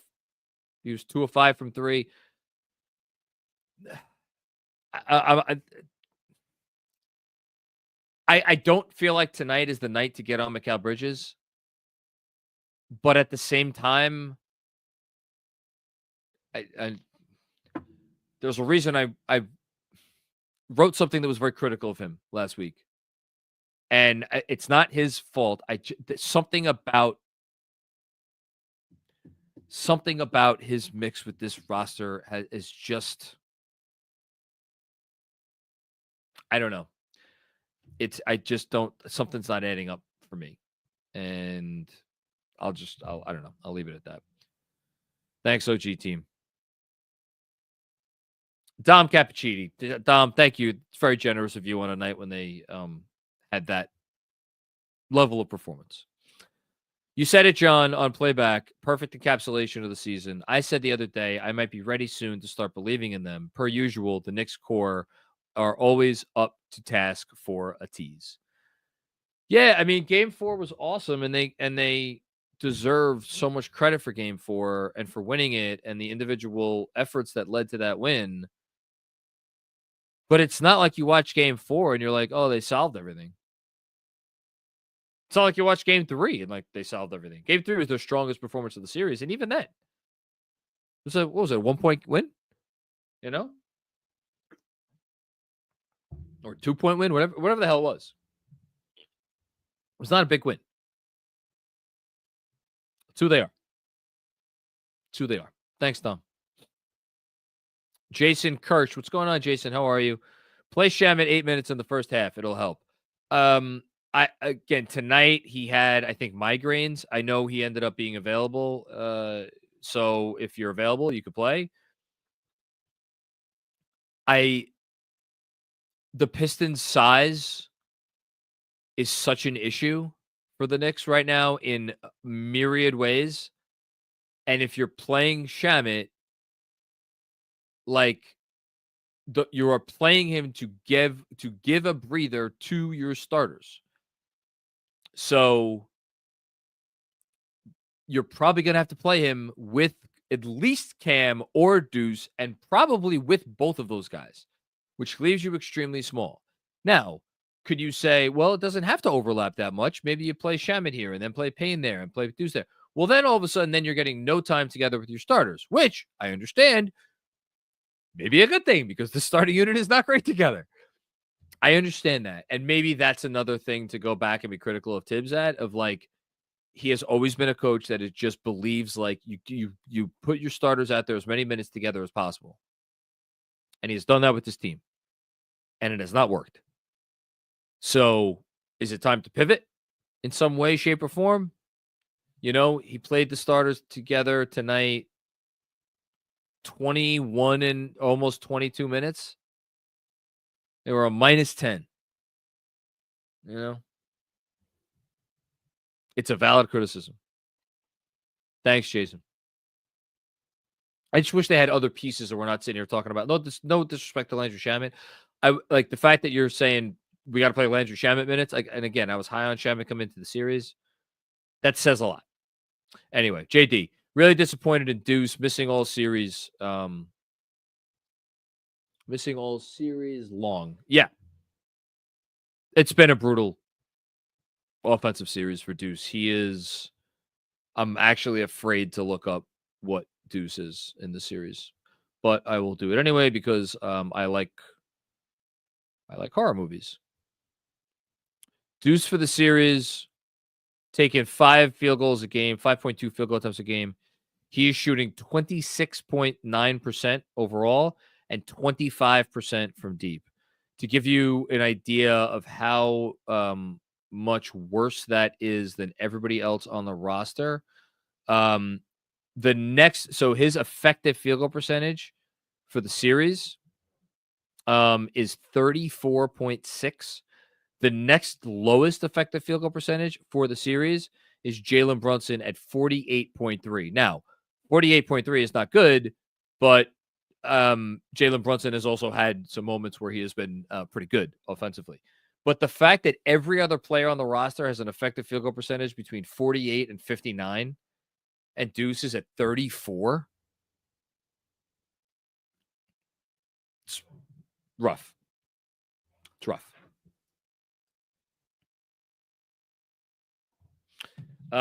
Thanks, JD. Mecky, what's going on, Mecky? Thank you for the generous contribution, man. Sorry I couldn't pull this one out. Okay, third quarter of Doom felt painful, but we only lost it by 4. Won the first by 1. Tied the second and the fourth. Let's hope Hart and Brunson are okay, and we win one of the next 2. Man, I should be paying you for the positivity because some of these post games, man, I need it. Like, yeah, go out there, win game 6. You know, you hope the league has game 1 set for Sunday. And yeah, you hope the league has game 1 set for Sunday and you get a couple of days off, and I don't know. Like, I'm not going to say I don't think they could play worse than they played tonight. Offensively in the half court, I don't think they could play worse than they played tonight. Although they did hit some threes. But offensively in the half court, I don't know that they could play much worse than they did tonight. The problem was, like, other than Cat, I thought they were really good defensively. Like, across the board. Even Brunson, I thought was good defensively. For him. He made a lot of impact plays. So, like, that's a little worrisome. That other than now, Cat was so bad defensively. So bad. You know, I don't know. But I appreciate you being optimistic, man. Thank you, Mickey. Hush Zoo, what's going on again, Hush? Pretty grim how awful our depth has been. Very disappointed in Deuce. Yeah, it's night and day what he is this year versus last year. McCall and OG have been inconsistent. Look, McCall, for the series, OG 48.6 effective field goal percentage. McCall Bridges 50 effective field goal percentage. If you want, just like their counting stats, OG 16.4 points. Bridges 14.4 points. I have no issue with OG, what he's given you offensively in this. Well, I shouldn't say that. I can't sit here and be like, offensively, those are the guys that are like, I don't think it's any of the top four.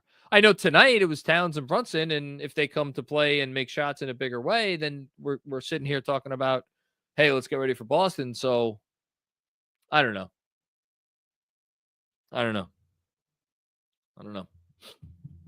But they've all been inconsistent. Like, no, Hart is the only one, right? Hart's the only one who really hasn't been. Thanks, Sush. And his role is very different. So, Gabe Bain, what's going on, Gabe? The Knicks are being pulled into the Pistons style of play. As great as the Pistons defense is, this team has no business averaging less than 110 points. Yeah. I agree with that. I don't know what they should do about it.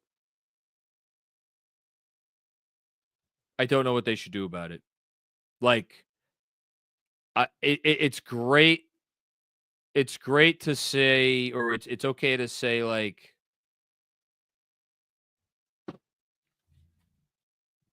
play your game. What is that? I don't say that facetiously. What is that? Yeah, we keep talking about it. Just spam Brunson, Cat, pick and roll. Okay, well, I mean, look, it's a fair query. I don't know what else there is, because as we've been saying, they don't really have an identity. Their identity is they're a good closing team, and tonight their closer wasn't on the floor, which, Thanks, Gabe. Dom with another one. Thank you, Dom. I said before Knicks in 6. I don't think it's worth it now, short term and long term. Possibly the second round. Bridges has his work cut out for him to win our hearts. I said Knicks in 6 as well, so I guess maybe I'll be right there. I hope I'm right at this point. Bridges has his work cut out for him to win our hearts.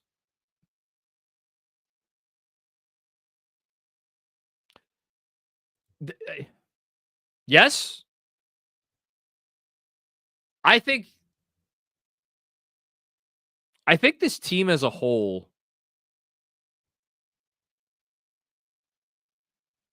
has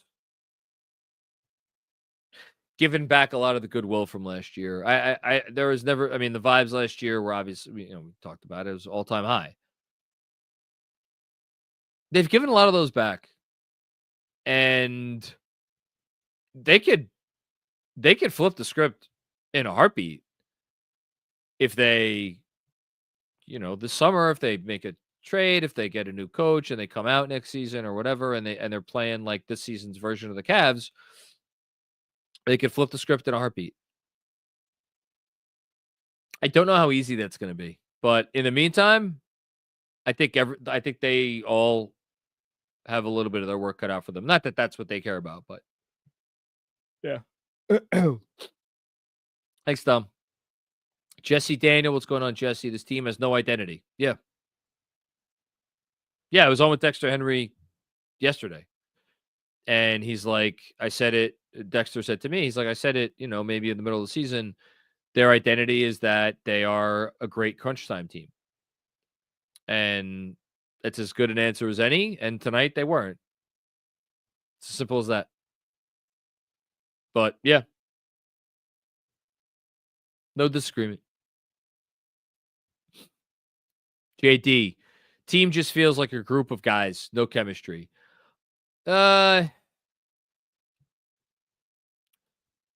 Whatever chemistry they have, it's not as good as it needs to be. Whatever chemistry they have is just not good enough. And I think more than anything, that's why you look at the starting five and you say, this isn't good enough. It's not good enough.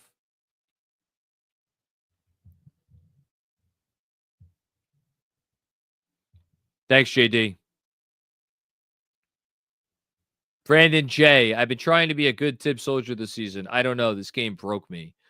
I don't know. Well, first of all, you don't need to be a good Tibbs soldier. If you're out on the coach, like, I've been pretty consistent, I think. Year 1, year 2, year 3, year 4, all on the way. I thought there was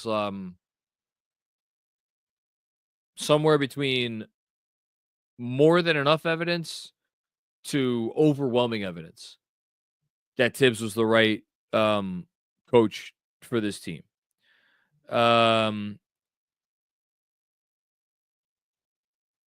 This year, it's not for me. I know for a lot of people, it's about the that they think that there are like active negatives with Tibbs. For me, it is now continuing to question or starting to question, what is he giving you on the positive side? We know, I asked that question knowing that there are some very clear, like, every player who's ever played for him will say this, and this remains true. They remain the best prepared team in the league. And that is something that has been easy to take for granted through 5 years. And I try very hard not to take it for granted. They are the best prepared team every time they go into a game. Okay. They play hard pretty much all the time. Well, that should be a given. And like the preparedness stuff, like, he may be the best, but there are other coaches who are very good at it too. There is a baseline of competence. I mean, we've all gone crazy this season about this, that, the other thing. Like, they won 51 games, which, again, I get it. It's how they went about it is not enough, or it's not good enough. So the list of things for like, oh, we have to keep Tibbs for this reason or that reason, I guess that list is getting smaller for me. And the list of like curiosities about, hey, this offense has been dog shit for 4 months. Why is that? Is it just the roster? Is it just like it's not adding up? And that's just one. There are other curiosities. And then there's all the other, there's the, the minute stuff and whatever else people like to complain about, which I'm not saying is whatever. It's all, if you have a valid gripe, you have a valid gripe. So that's kind of where I'm at. Ultimately, it's going to be very simple. If they lose the series, he's going to be out of a job. If the Boston series isn't very tight, he's going to be out of a job. And I will go even further and say, because they lost this game and now they have to push it to 6 at least to win the series and then go into Boston, and Boston finish their series off tonight. If they look the least bit gassed next series, this game will impact how that reflects on Tibbs' job security. So, yeah. Thanks, Brandon. Just Richards. Is anyone going to call out how bad McBride has been offensively? A lot of people have been doing it tonight. Yeah. It feels like he's hit 1-3 the entire series. I mean, I'll give you the exact numbers if you want. In this series, Deuce McBride has taken 16 3-point attempts. He has made 4. So he's 4 for 16. And he is from 2-point range. He is 3 for 10. He has 6 rebounds in 79 minutes, 5 assists in that time, 3 turnovers, 2 steals. He is, however, a plus 22 for the series, which is second best on the team to Josh Hart. Worst plus minus on the team, by far, it's not close. Mikal Bridges, minus 31. Next worst is Landry Shamet, minus 10 in 19 minutes. Thanks, Juice. Dom with another one. Dom, thank you for the generosity again, man. I say it a lot, and I don't say it enough. So thank you.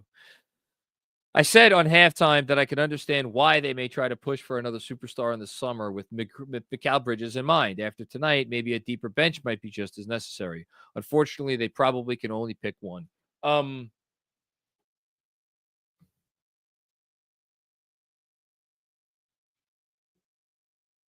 I don't think adding another bench piece is going to be enough. I don't think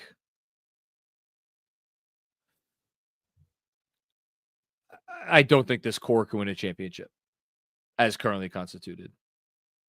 I don't. I don't know how fundamental the changes have to be. I could see some different avenues all working out in various ways. Like, I don't think that there is like, this is both good and bad.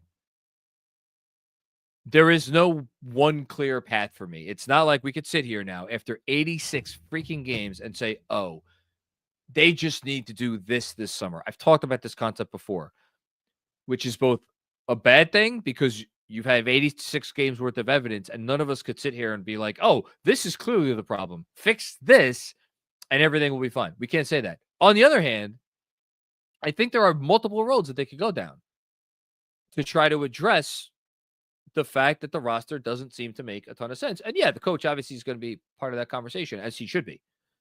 And maybe that's a given at this point, that it's going to be a new coach and you're going to factor that in. And that's a big thing. Play styles. There are a lot of coaches who go about their business in terms of X's and O's a lot differently than tips. So, but again, here this is I'm not saying this is not why Tibbs should keep his job, but I'm certainly not sitting here and being like, oh, don't worry, it'll be fine once they get a different coach. But that, again, if that's your reason for keeping the coach, then you should be fired. Thanks, Tom. Chris Carter, what's going on, Chris? Brutal shooting from OG and Mikal in Game 4. Likewise by Cat and JB tonight. When is the last time we saw this team firing on all cylinders offensively? I actually have a very easy answer for you, Chris. It was in Game 3 of this very series. Now, were they all firing on all cylinders? I don't know about that, but pulling up the box score right now, Mikal Bridges, 7-13 for 20 points. That's pretty good. OG Anunoby, 7-17. Not great, but still 22 points. That's pretty good. Karl-Anthony Towns, 31 points on 18 shots. That's very good. And then, of course, some ad is now blocking my site here. Jalen Brunson, 30 points on 20 shots. I know he was only 1 of 7 from deep, but still. And Josh Hart just didn't take a lot of shots because he didn't need to. You saw it like less than a week ago. And yet, that ended up being a 2-point game. It ended up being a 2-point game, and you got over 100 points from your 4 best players. Which I said it that night. I think I did. I may have said it out of the corner of my mouth because we were all happy about the win, but I was like, maybe we should be a little worried that the starter, like all of the big time scoring starters, all had good scoring games, and they look good doing it. And yet, still, this thing was as close as it was. Speaks volumes. Thanks, Chris. Parrish Duggar, what's going on? Oh, I know Parrish isn't happy. I'm a glass half full guy on this one. Brunson, OG, and Cat needed a coasting night. A coasting night. They'll be back game 6, and if needed, game 7. Tibbs also took the night off. Yeah. Well, look, nobody showered themselves in glory tonight. Thanks, Parrish. Oh, Parrish with another one. Fans got to realize we're not a win in 5 team. No, and I don't. I mean, I thought they were going to win tonight. Shame on me. But I don't think there's a whole lot of people in the fan base who have any misgivings about what this team is and what this team is not. Thanks, Parrish. Dom with another one. Dom, thank you again, my friend. I am thinking of the 2013 Celtics series. I obviously hope for the same outcome, but am worried about the repercussions for the next round. Thompson spamming is so concerning. I mean, Thompson killed them tonight. Absolutely murdered the Knicks on both ends of the floor. He was exceptional defensively, and on offense, they managed to factor him in. I do think a massive reason why Thompson was so effective offensively tonight is because Cat was that bad defensively. Of everything that happened in this game on offense or defense, the single player who hurt them the most was Cat on the defensive end, and it's not close. And I say that in full recognition of the fact that Jalen Brunson was whatever the hell he was, 4 of 17 or whatever atrocious stat line he had. 4 of 16 for 16 points. That, to me, was not as detrimental as Cat on the defensive end, to me. It's close, but it was bad. Yeah, and as far as the 2013 Celtics series, look, they went out and they laid a dud in game 1, that team against Indiana. I'll never forget watching that game. I was watching it at, I think, Blarney Stone in near Madison Square Garden. I was watching it with my soon-to-be wife and my a couple of buddies who I haven't seen in a very long time.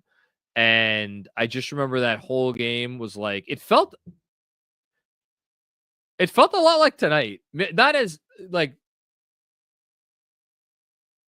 they didn't play or execute. It wasn't as ugly as tonight, but at no time during that game 1 did you ever feel like the Knicks were like, they looked like themselves. They just went out there and they just put up a dud.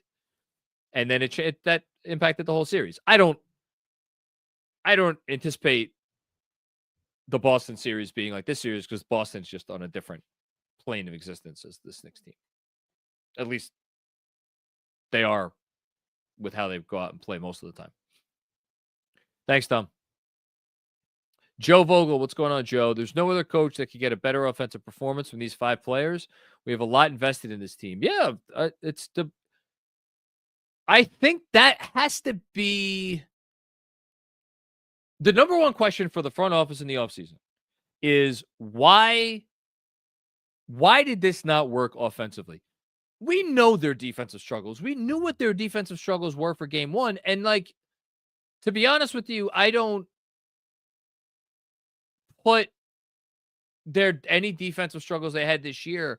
I don't really put that on Tibbs because it just comes down to personnel. And I think the personnel at this point, like, you look at how they defended in the series, Towns aside tonight, like, I don't have an issue with their game plan defensively.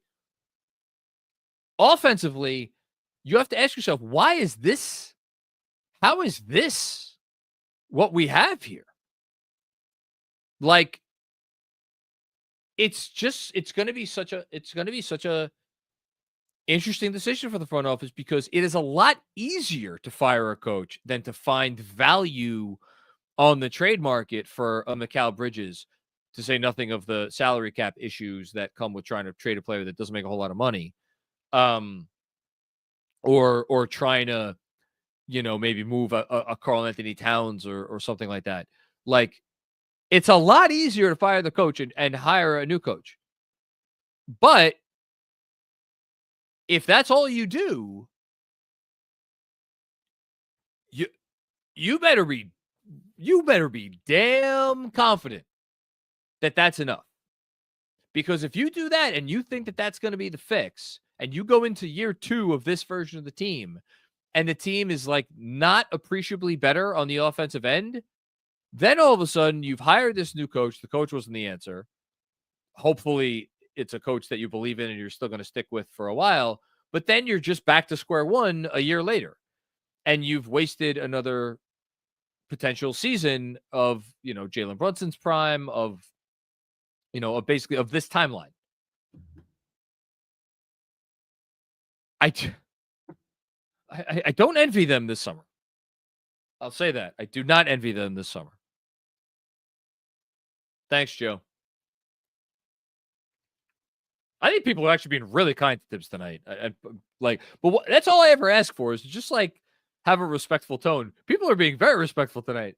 I'm the one who's like, shit, man. This wasn't great. Will Oliver, what's going on, Will? All the season's issues on display, all series. Yeah. The series has been a perfect microcosm of this season. Yep. Thanks, Will.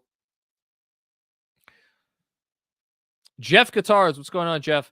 Was that Game 5 Sixers last year as well, officially retiring from closeout Game 5s? This was way worse, by the way. So frustrating to watch that offense. At least I have KFS on the ride home. Thanks, guys. Man, I don't know if we're doing you any benefits today. Because I'm just annoyed. I'm just annoyed. This was way worse. Well, it depends on how you look at things, right? Would you rather have a game where the Knicks play? I don't remember the specifics of Game 5 because, as everybody knows who listens to me, I have the memory of in that. But I distinctly remember the feeling going into the final, 30 seconds of being like, man, they played really well tonight. They went out there and had a chance to finish this series off in 5, and they did it. They played well enough. They didn't get lucky.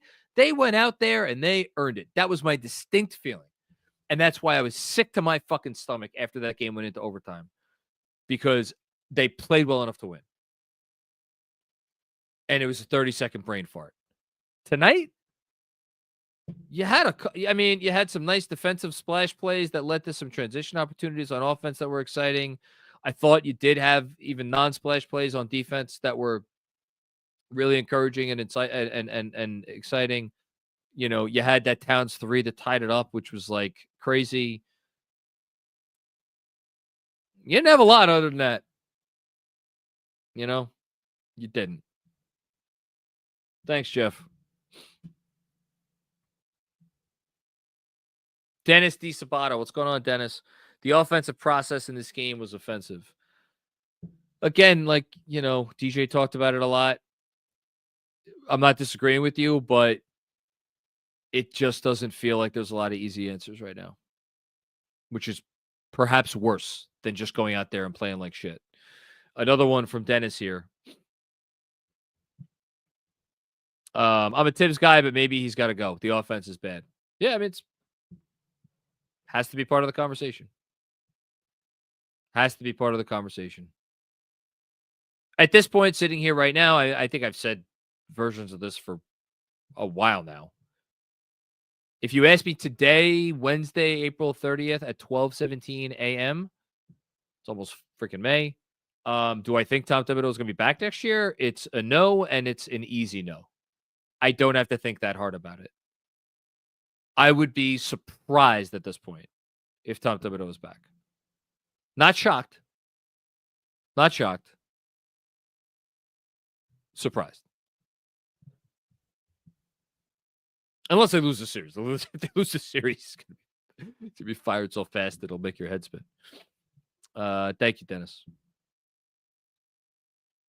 Tomas Ragola. Hope I got that pronunciation right. JB had a game plan and he outcoached Tibbs.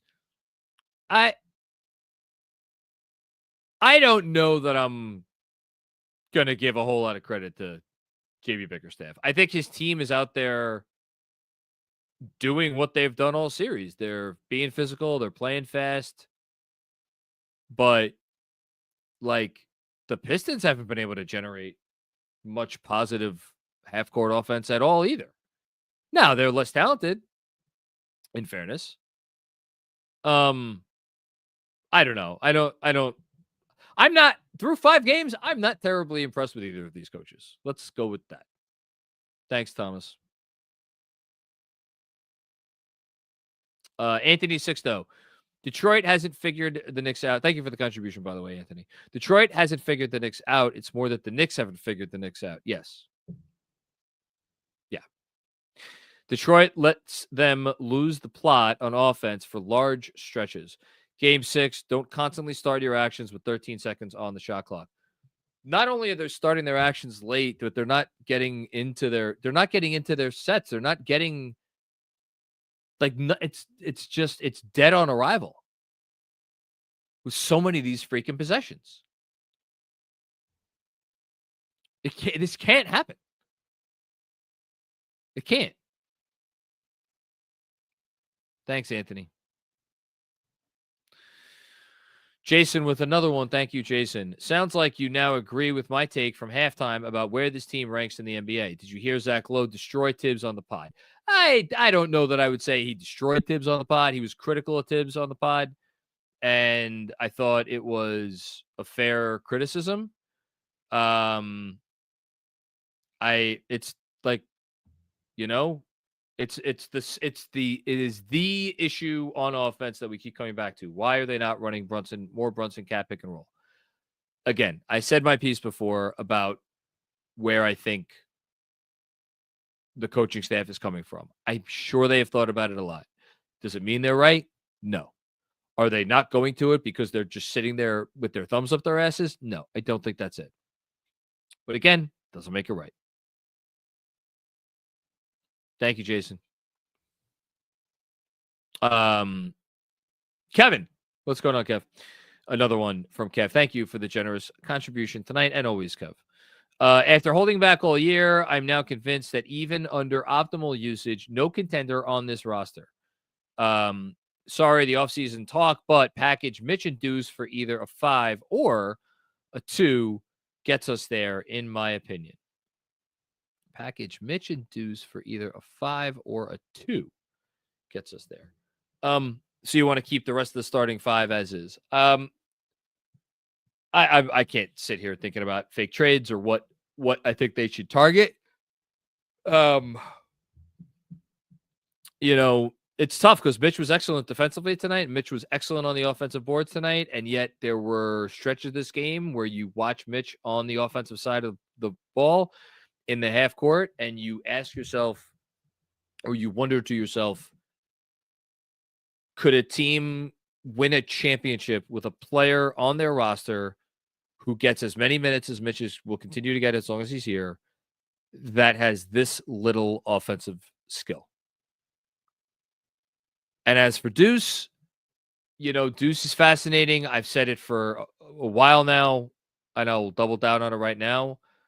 I think Deuce McBride has more value to the Knicks than he does for just about any other team. Now, maybe you know what? Maybe that's not true. And shame on me, actually, for saying that, because it's the same thing with Emmanuel Quickley. Where did Emmanuel Quickley belong? He belonged on a team with a jumbo playmaker. And I know Scotty Barnes is not like Luka Doncic, but you get the outline. Deuce is not a point guard. That's the difference, I guess. So it's not like some team with a jumbo playmaker, like a Cade, for instance, is going to go out there and be like, oh, we could go get Deuce because Deuce can, he could be our nominal point guard. And like, no, whether you have a jumbo playmaker or not, he's still going to be an undersized 2. And I don't know if he has the offensive package that anybody's going to look at him and be like, oh, he could be a major part of our solution moving forward. So I think he just might be best off as like cheap labor for the Knicks for the next 2 years. Would I rule it out? No, I wouldn't rule it out. That some team might value him enough that there could be a trade there. But we'll see. Thanks, Kev. Kev with another one. I miss IQ. Would have been perfect on this team. Well, didn't even know that was your next comment. Emmanuel Quickly is not the ex-Nick that I can't say there has been a second that has gone by in the last since Emmanuel Quickly has been traded where I have said to myself personally, boy, I wish Emmanuel Quickly was still on this team. There have been I've lost count of the number of times this season and in this series, including tonight, where I would have given anything for either Isaiah Hardenstein or Dante DiVincenzo to be on this team. And not for nothing, I'm not like lamenting the fact that he's not here anymore, especially with the way he's played in the playoffs. Julius Randle would be helping them a lot as a second shot creator, as a guy who commands attention off the ball or with the ball in his hands. He's playing good defense in the series, a guy who gives you toughness, physicality, but Julius is third on the list for me after Hardenstein and DiVincenzo. Thanks, Kev. Kento Cato, what's going on, Kento? Ugly. Didn't deserve to win. Yeah. Cat JB, bad free throws, turnovers, third quarter, all awful. I still believe we win, but I dislike going to Detroit with 2 guys hurt and potentially leaving up to a game 7 where anything can happen. Game 6, game 7, whatever if they win, when they win, this game tonight for me represented the opportunity to at least a little bit to change the narrative about this team. Because, it's been a frustrating year, and they wouldn't have won this game convincingly. But at least they went out there in the first round and they won the fucking series in 5 games like most smart people picked them to do. And now they didn't do that. So now it's like, all right, win at 6, win at 7. People are going to look at it and be like, hey, I came away from that series more impressed with Detroit than I did with the Knicks. And as of now, I would be shocked if the Knicks did anything in game 6 where a neutral observer observed this series and came out of it being like, man, I was really impressed with the Knicks in that series. No. People are going to come out of this series being like, man, that's a really impressive effort from Detroit. Yeah, they have some adjustments to make. Yeah, they have some work to do on their roster. Yeah, a couple of their players need to get better. But good things are happening for that team. Absolutely no one is going to come out of this series looking at the Knicks. Now that it was cemented with the loss tonight, looking at them and saying like, man, that Knicks team, they're starting to figure some stuff out. No one's going to say that. And that's the most frustrating part.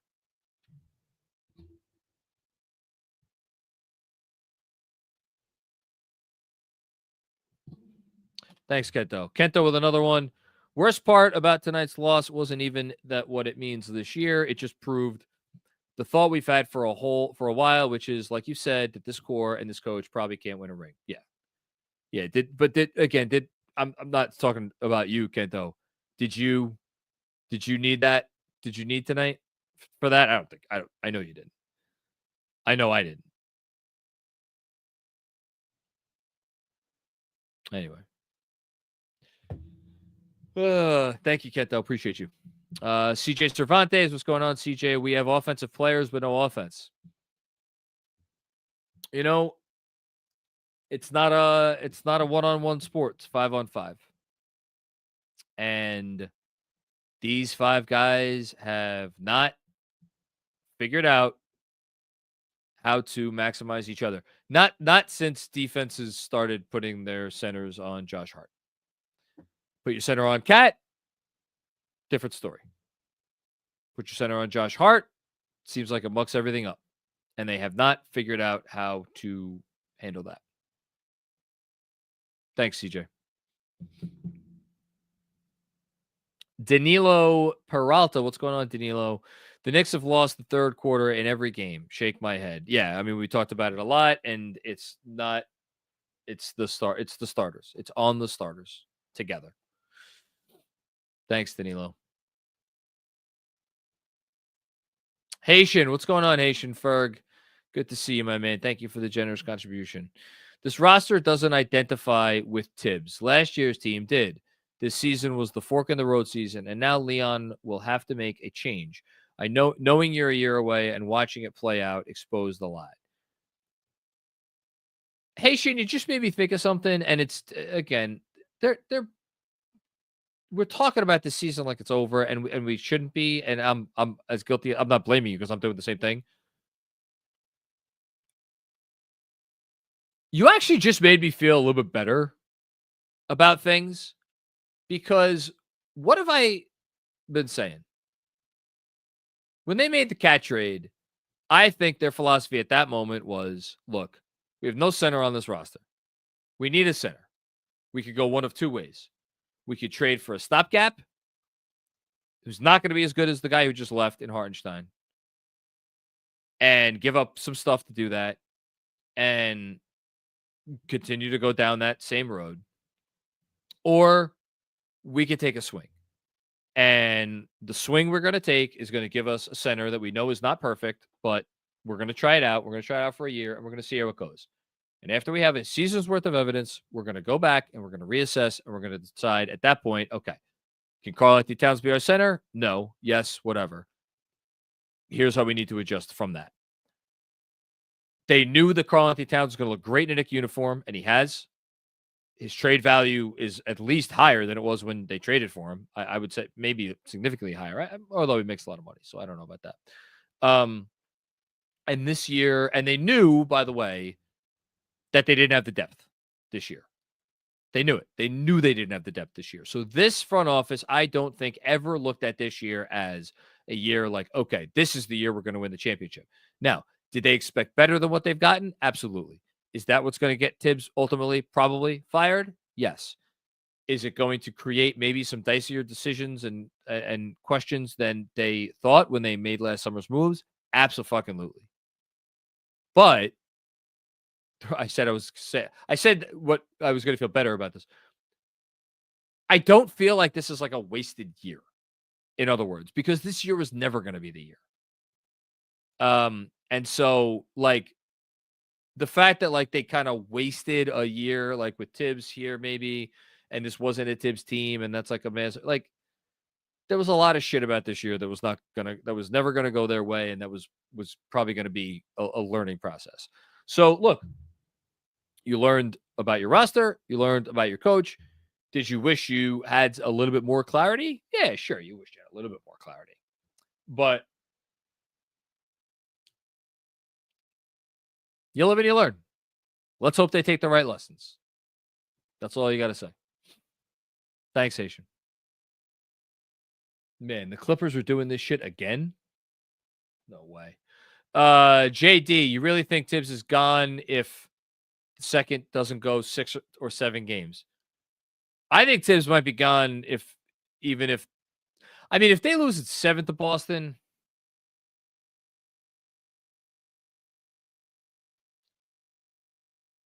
I don't know.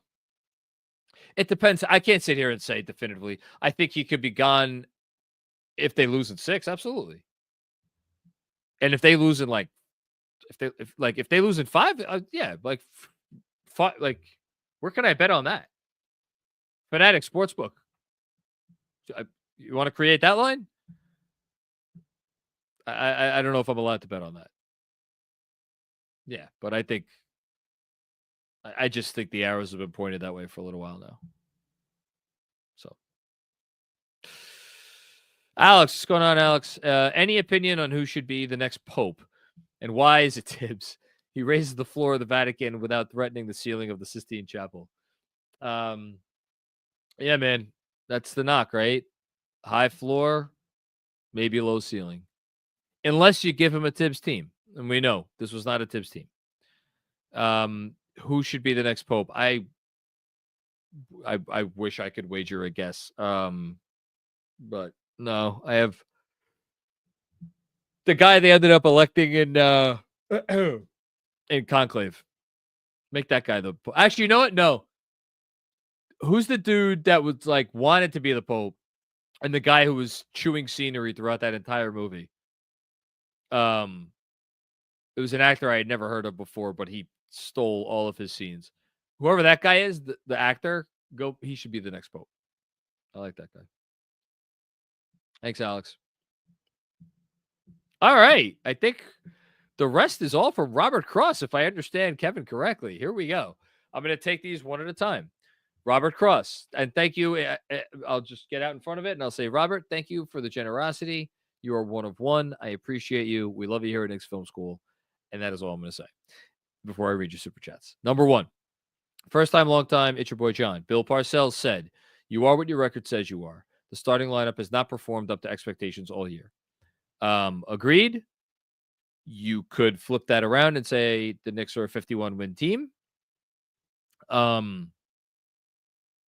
But yes, starting lineup, not good enough. Okay, next. First time, long time, it's your boy John. I said it early in the season.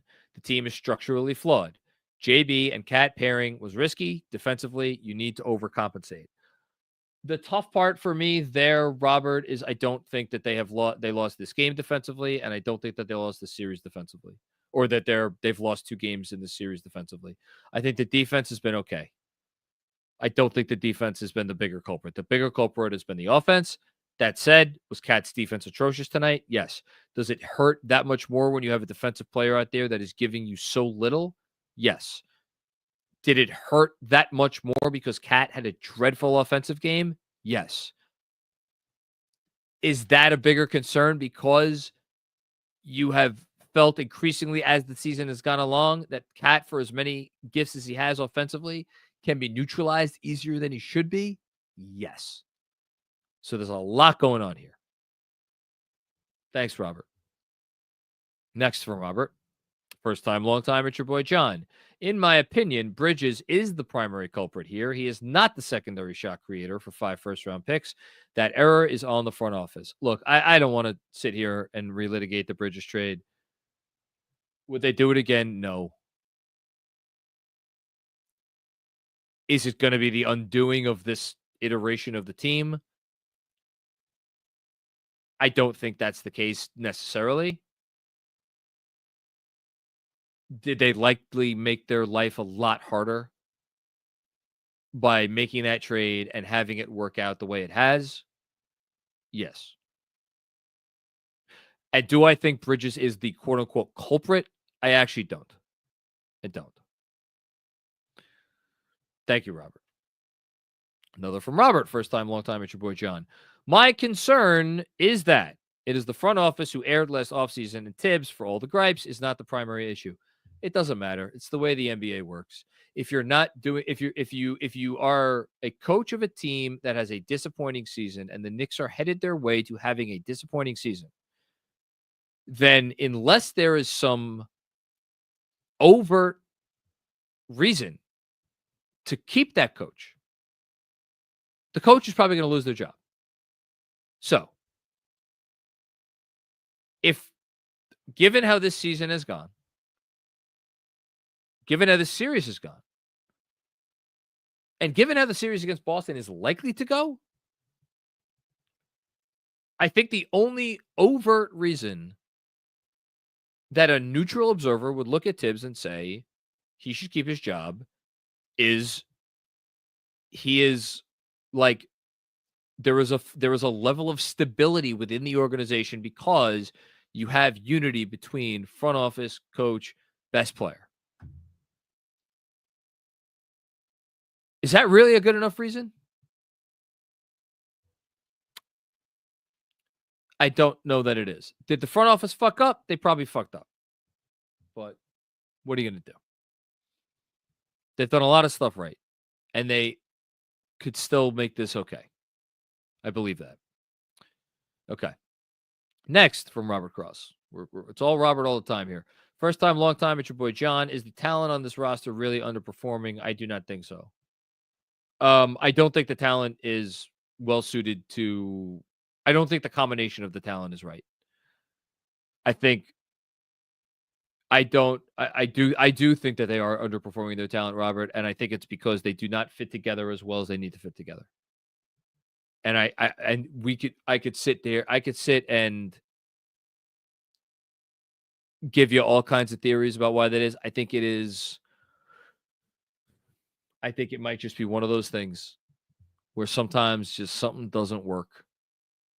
And it should. I think it should.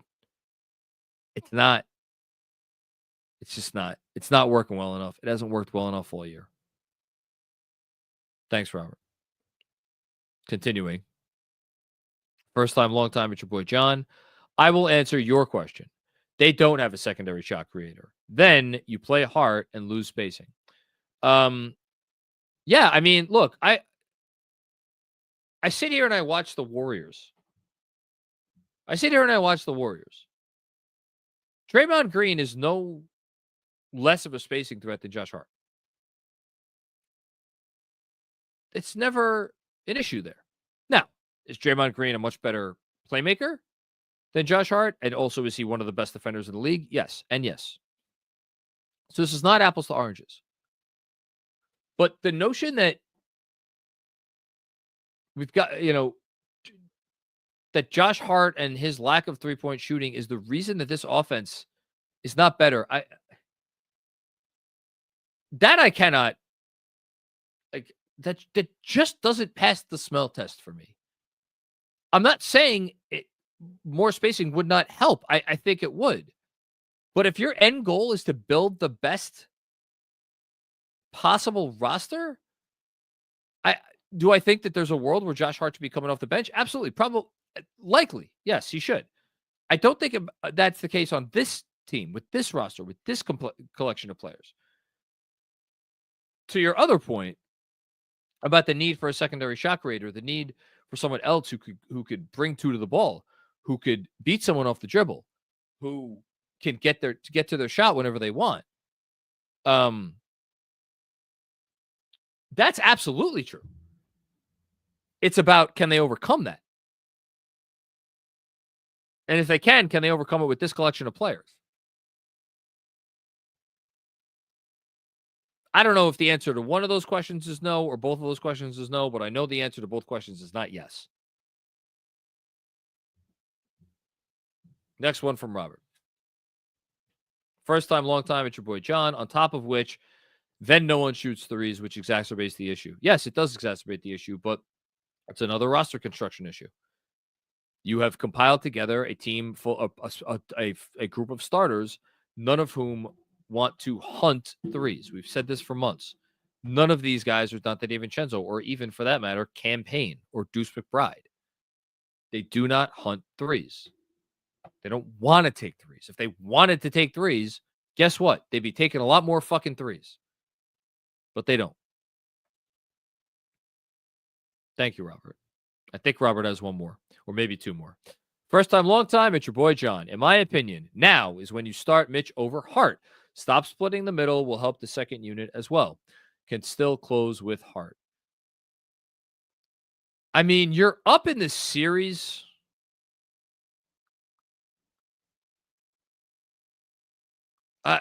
Man, here's why you don't do it, Robert. I think, for one, you need Mitch to back up Cat, obviously.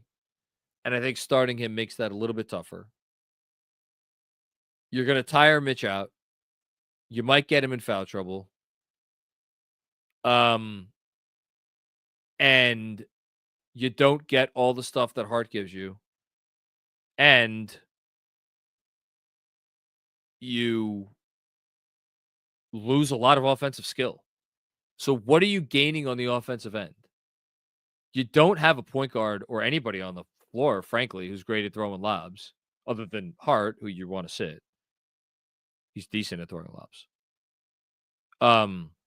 and maybe Cat, although we haven't seen that once. So you're losing a lot of offense. You're losing a lot of offense, I think.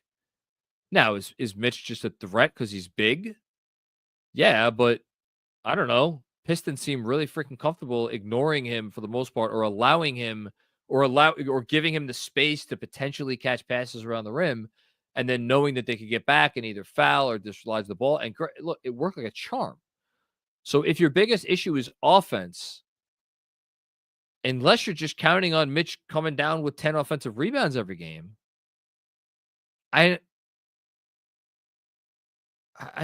don't know that that's the answer. I don't know that it's not the answer, but I don't know that it's the answer. Okay, now Robert has one more. First time, long time, it's your boy John. The other reason was the acquisitions were very late in the offseason. I agree they don't fit that well together. In my opinion, this is on the front office. Look,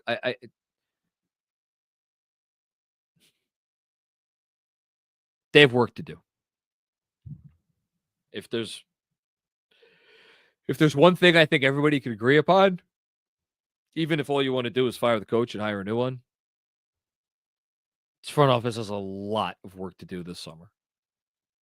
And yeah, that's it.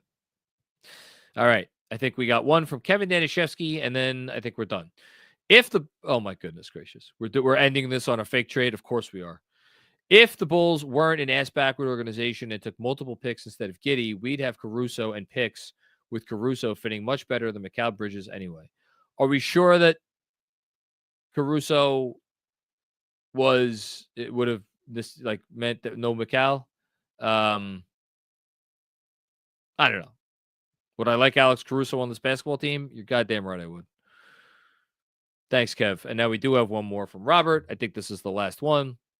First time, long time. It's your boy John. I am starting Mitch to protect the rim and alleviate the pressure on OG and Bridges. Defense turns to offense. I mean, you know what? That's a good point, Robert. Their best offense tonight by far was in transition. Mitch helps that. He takes Cat out of situations where he's gonna kill you defensively. It does alleviate. Maybe you get a little bit more energy from OG and Mikal because they don't have to work quite as hard on the defensive end. You know what, Robert? You made a good point. I don't know that I'd do it. I probably wouldn't do it, but you're not crazy. Okay. And another one from Robert. First time, long time, it's your boy John. I can get an honorary Tibbs Defender t-shirt for my super chats tonight. Let's go, Knicks. I would love nothing more than to put out on the Knicks Film School merchandise store a official Tibbs Defender t-shirt.